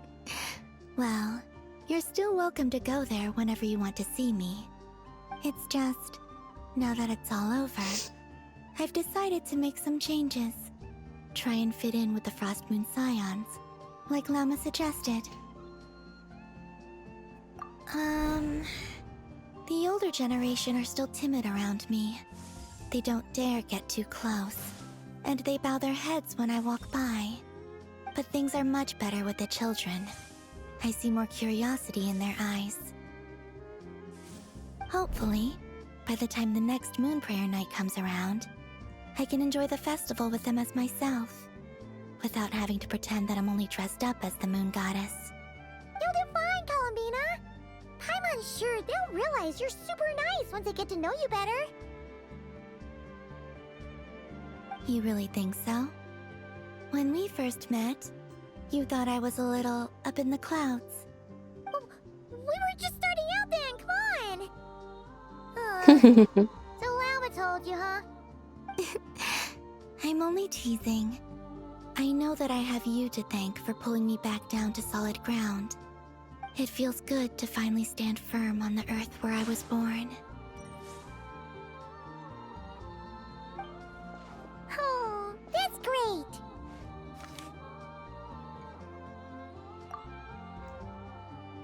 Thank you.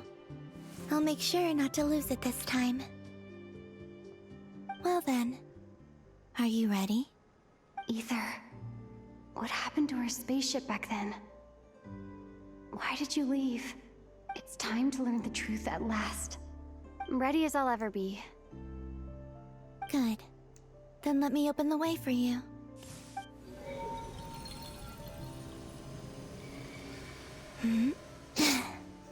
Where does this lead? To our shared destination. Huh? Do you remember me telling you about my missing prologue back when we just met? I said that my story began on the moon. But while I was inside the moon's reflection, I realized that my prologue was really hidden in the future. I just had yet to discover it at that point. The story of the time before I was born was in fact the story of my distant future. It's truly fascinating. But when I obtained the Trilunar Authority and returned to our present reality, I sensed something I hadn't expected. Your prologue. So you mean... Yes, your spaceship. All this time, it has been hidden on the Frost Moon, which lay beyond the sky. The great ruler of the firmament. The heavenly principles. Wait, them? Why would they do that? I don't know.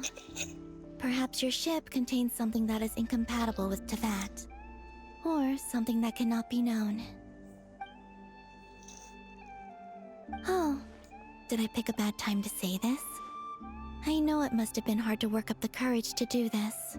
Maybe I should have waited until you were on the moon, with no chance to back out. That was kind of mean, you know.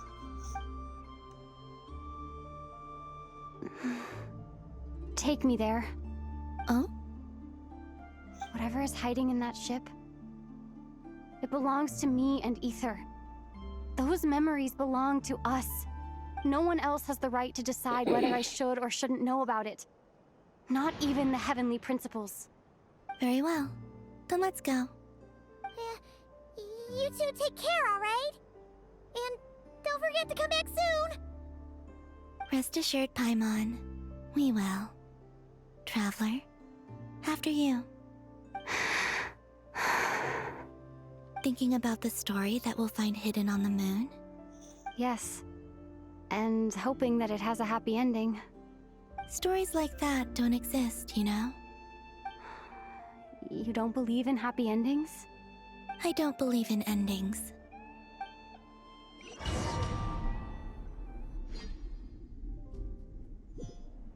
Where am I? This is the pathway I built between Tevat and the Frost Moon. The moon is very far away from us, so it could be a long journey.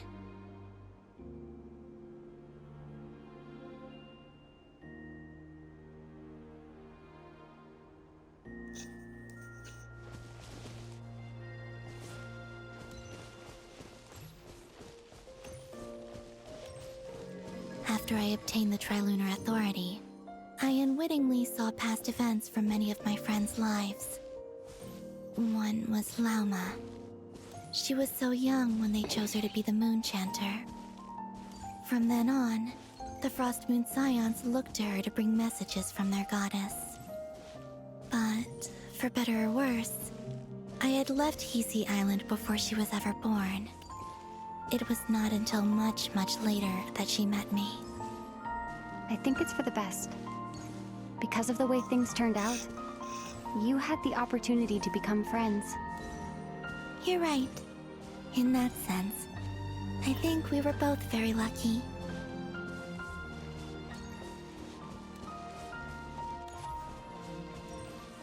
We're gonna see Paimons.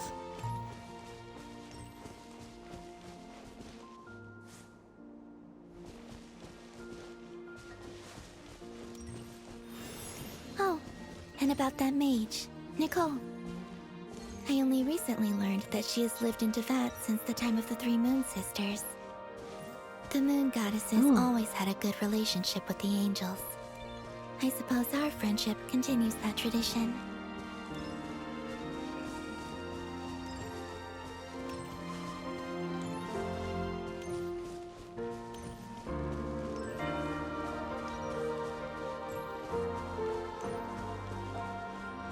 And then there's Sandrone. I never knew that much about her, beyond the fact that she was created by someone called the Lord Artificer. She, too, suffered for a long time before joining the VIII.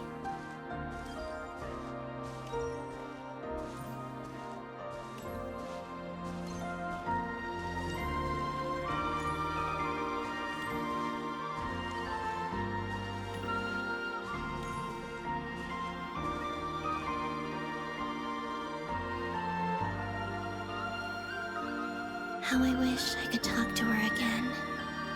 Even if only to hear her say nasty things to me.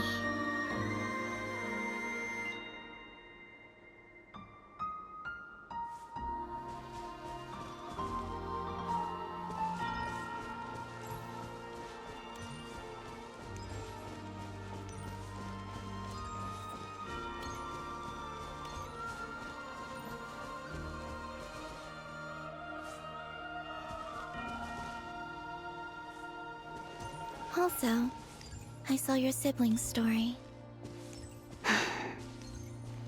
I'm afraid I didn't see much. It seems that he rarely came to the surface, where the moonlight shines. But I did notice that back when you first set out on your journey, he would often appear nearby, gazing at you from afar with a guilty look in his eyes. Ether. Let us speak no more of the past. I probably shouldn't reveal so much about my friends. It's not my place. Let the moonlight carry us forth. We are very close now.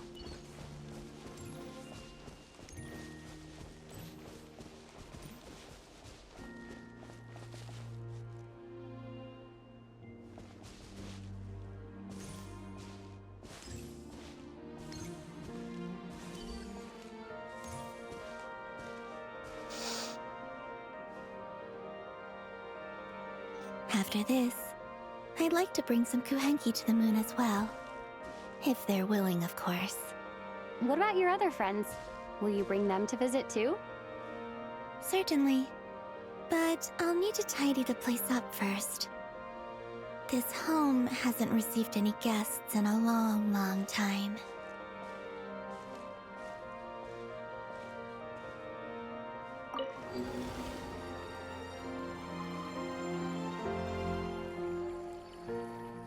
I remember writing something similar with you on Moon Prayer Night. I believe it was called... Dodoko's Whirligig. Yes, that was it. You asked me if I was afraid to return to the moon, and I said that I was. The idea that I had gained something precious, only to lose it so quickly. That frightened me. But I'm not afraid anymore. Besides, this time, we're traveling together.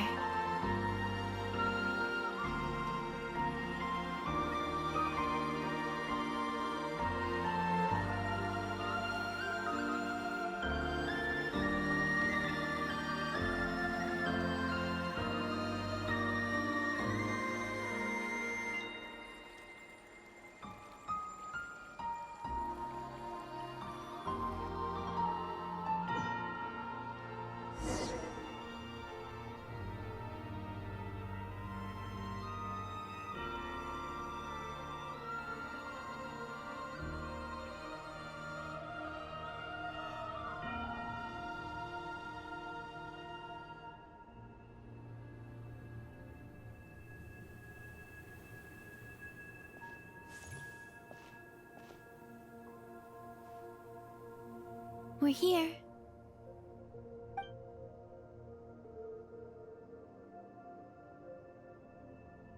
Over there.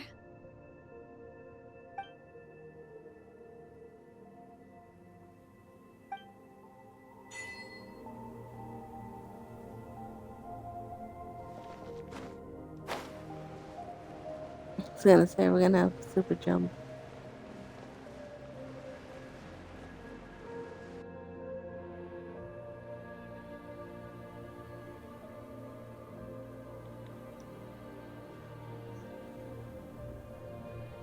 Our spaceship. It's huge. I suppose that the moon is the only place one could hide it. It'll be alright. Huh? The way you feel in this moment, I went through it too, on Moon Prayer Night. The door was right in front of me, but I struggled to find the courage to step through. Solitude for me once meant living a life in which even I was absent. Before I met you, that was the only life I knew. But that night, solitude meant throwing away the life I had gained after meeting all of you. Columbina. Go. Retrieve the part of your life that was once lost. Trust me, you will lose nothing by doing so. Look, Teyvat is right there. All of our friends are down there, waiting for us.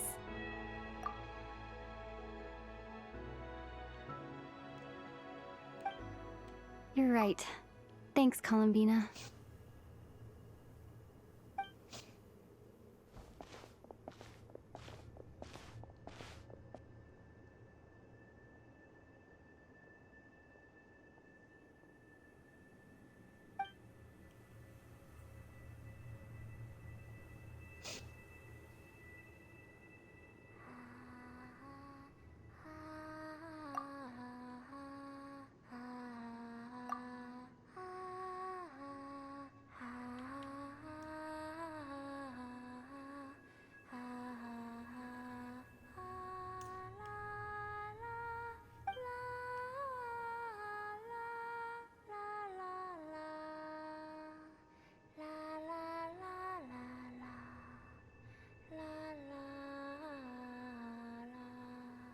She had her eyes open this whole time.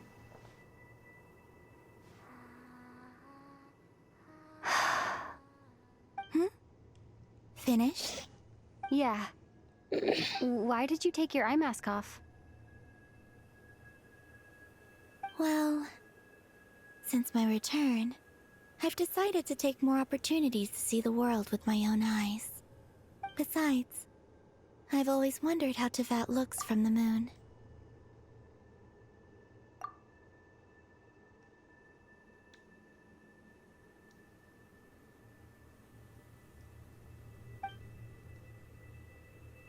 And what do you think?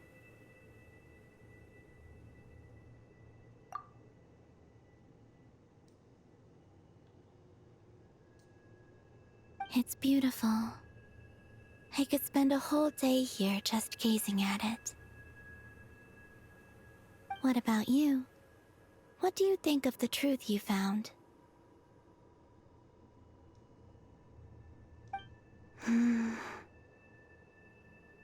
I haven't looked at another person's expression in a long time, but I think yours is saying it was neither good nor bad. Keep this up, and it won't be long before you give Nefer a run for her money. Oh, I don't think that's going to happen. I'm much more used to sensing what's going on around me with Kuvaki. I think I'll save my eyes for seeing special moments I really want to remember.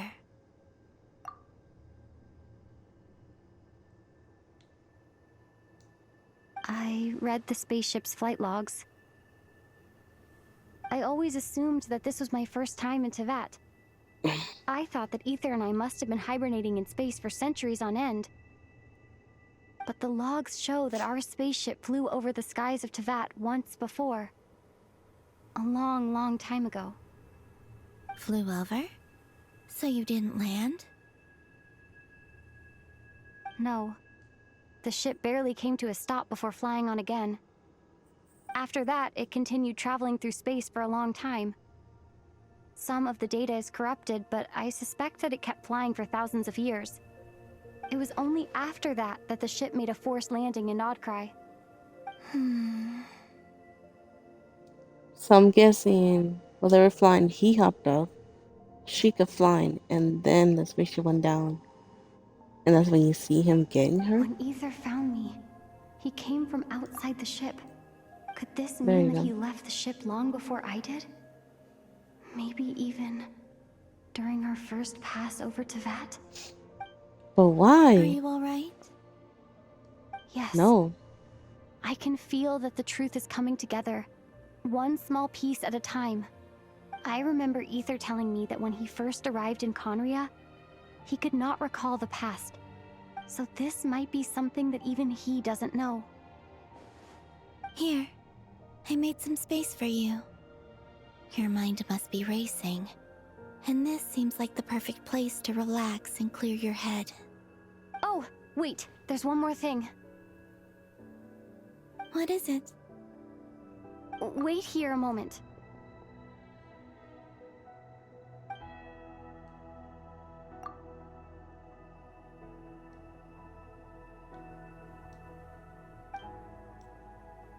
I love the way she looks with her eyes open.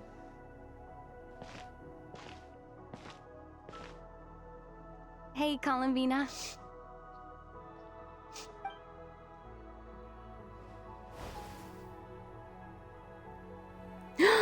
Finally, we get the outfit.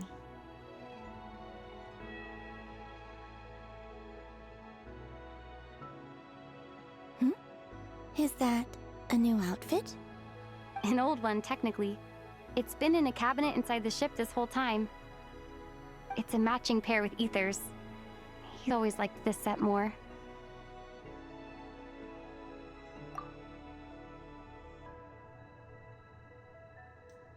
Huh.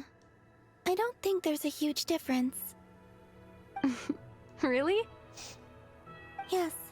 It's still the same you. You're the same person, no matter what clothes you wear. Only Columbina would make an observation like that. Traveler, do you consider Tevat your home?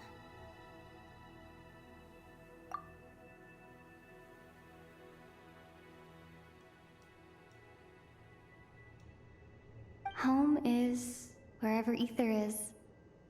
But then, after all the time I've spent here and everything I've been through...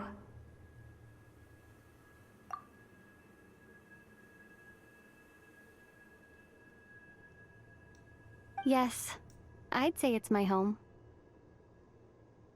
Would you change your answer if Tevat changed appearance?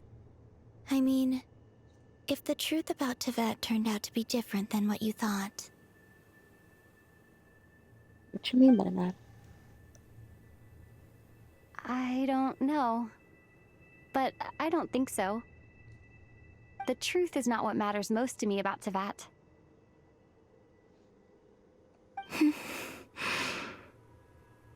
When I was first born, I longed for a home. And when you get something before you're mature enough to understand the world, you just take it at face value. I thought that a home was a transaction. You give me what I want, and I'll do the same for you.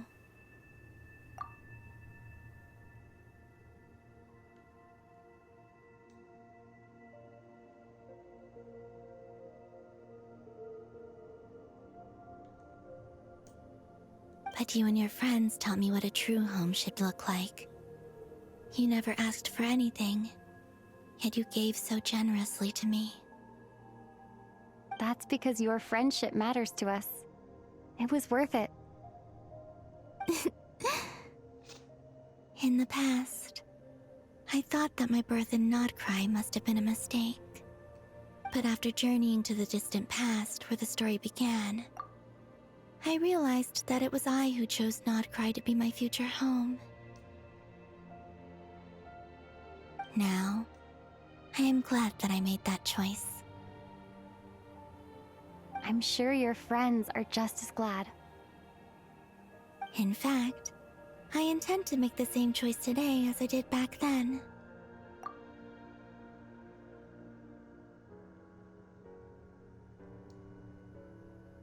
What do you mean? Well, I've given the Eternal Moon's marrow to Lauma, and the Iridescent Moon's marrow to Arlecchino.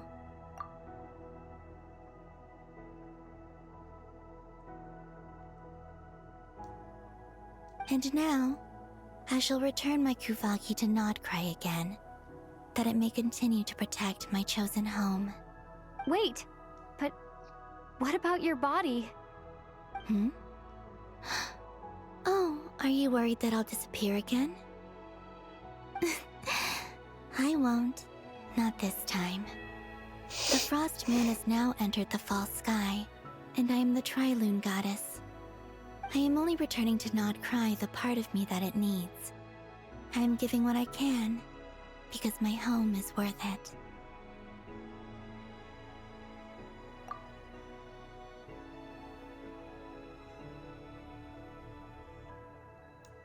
Oh, and I have something for you, too. For me? Yes. Come closer.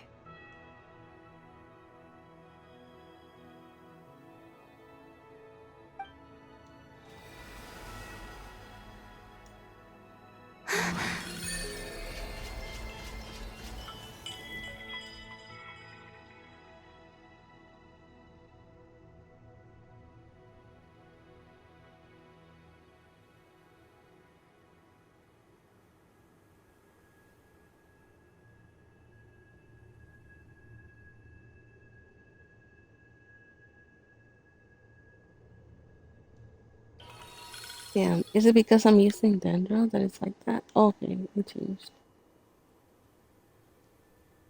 What was that? I lifted some of the restrictions this world placed on you. I trust this will help in your future adventures. My power. It feels like it's grown. I can use the elements more freely now. Thank you. This will be a great help. You're welcome. I see you as family, and after everything you've done for me, In fact, no. It's not because I owe you. It's because you're worth it. Here, this flower is for you.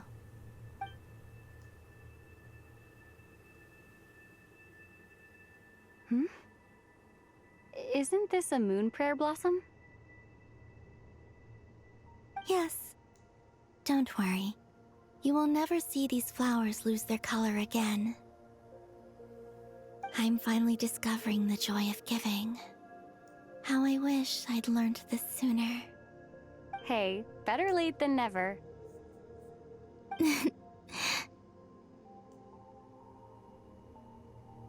What are you thinking about now? Why don't you take a guess? You get one shot. I don't think I'll get it in one guess, but I'm sure it's a happy thought. That's kind of a sneaky answer. I can't say you got it wrong. Down in Teyvat, the moon seems so far away. I felt it might always lie beyond my reach. But on the moon, everything feels so close by. The haze that once enshrouded the skies has finally been dispersed. I feel like a traveler on a winter's night, starting a new chapter in my tale by the warmth of a bonfire. I don't have a lot of luggage, but I do have a lot of hope for the future. Well, what's next? Next? To start with, I want to stay here just a little longer. After that, let's return home and continue our journey.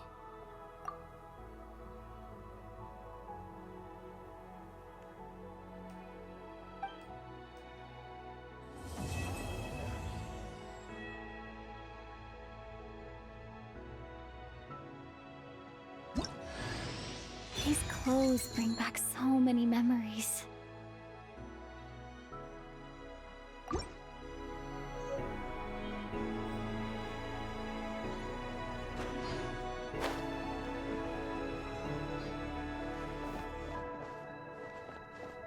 We couldn't possibly go in, right?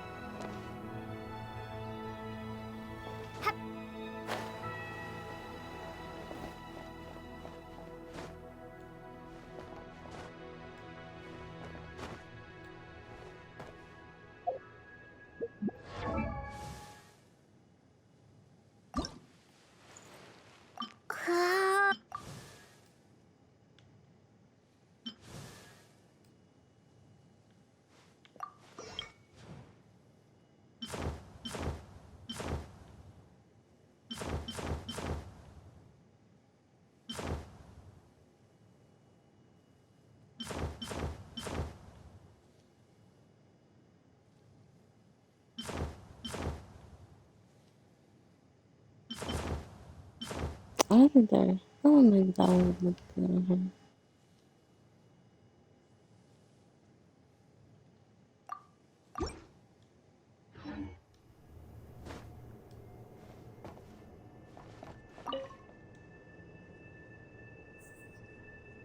The journey goes on. For you, and for me. Like I said, this is not the end. I don't believe there has to be an ending. Oh, is that your next destination? Most people would probably tell you to pack some warm clothes. But I experience things differently than most people, so I can't know how cold it is. In fact, it is home to quite a wondrous heat source. I think they call it Kreshnik's torch. Every city in Snezhnaya is built around one of those. I sensed the energy it gave off as I was passing by on a railway train. It felt grand and distant.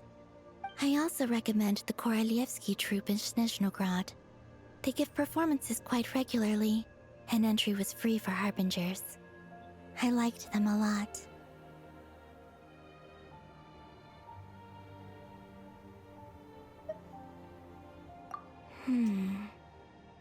Ice cold and sharp. Crystal clear in some ways, yet profoundly unfathomable in others. Like the thick layer of ice on top of a frozen lake. That's just the impression that Tsaritsa gives me. I was never able to glimpse what truly lies beneath that icy exterior. In fact, I don't think the people of Snezhnaya even know what kind of power their god wields. Maybe that's because the Tsaritsa herself has never acknowledged, nor accepted that power.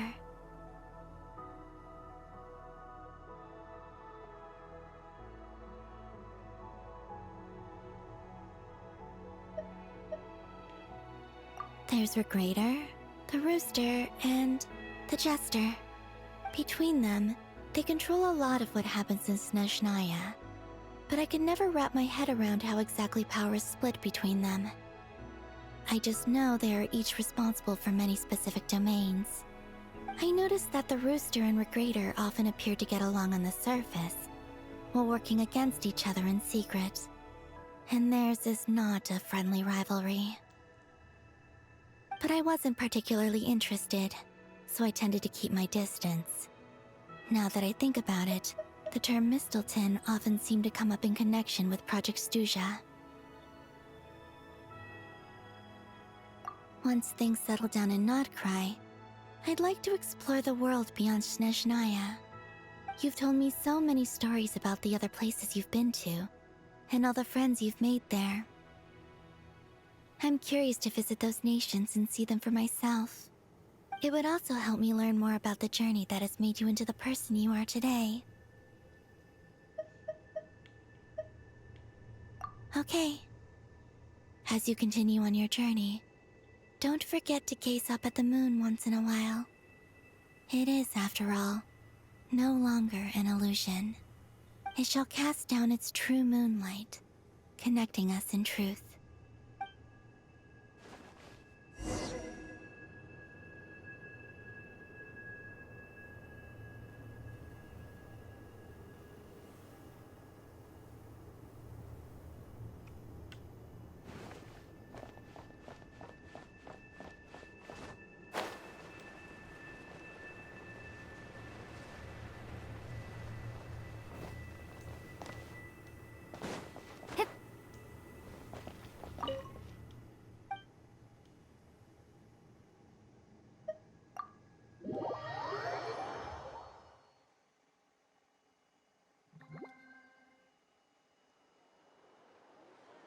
To Jean, acting Grand Master of the Knights of Favonius.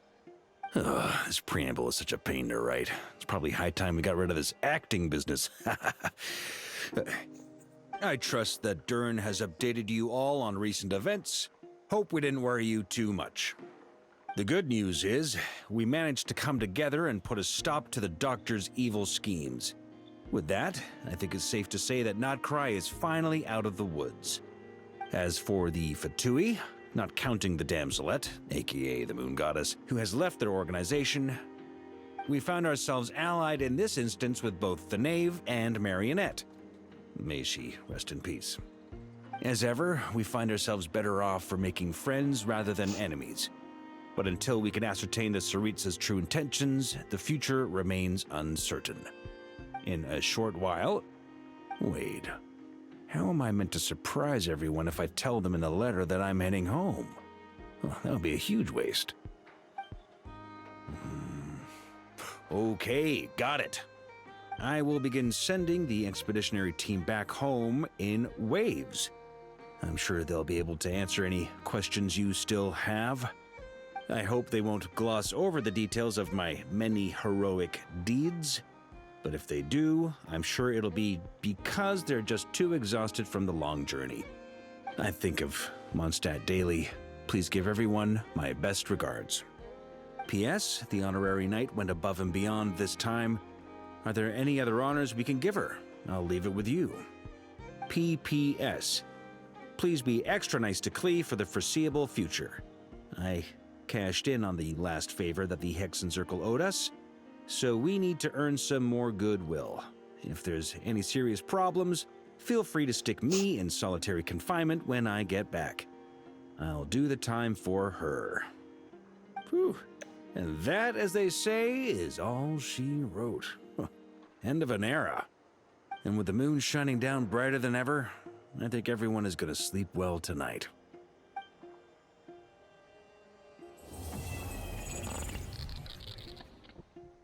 Oh shit.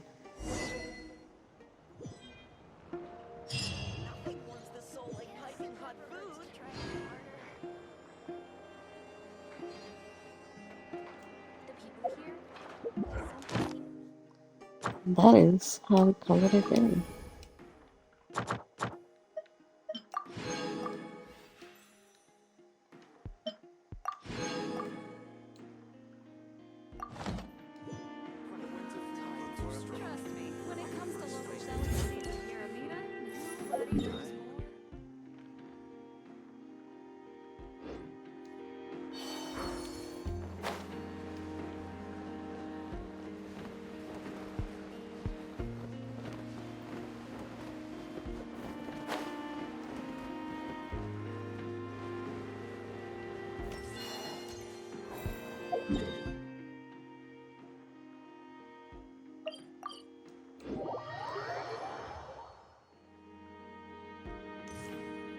Ad Astra.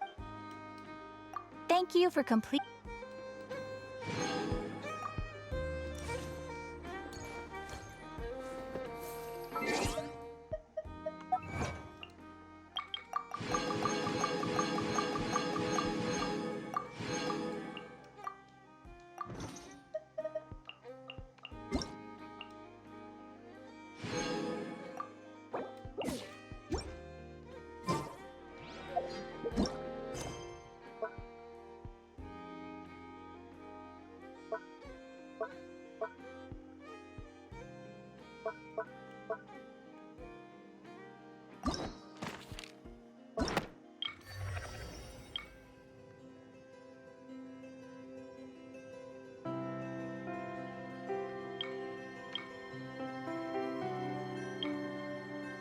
What do you mean to be continued?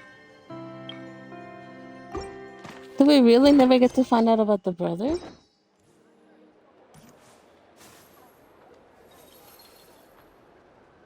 I'll have to look that up because there's no way.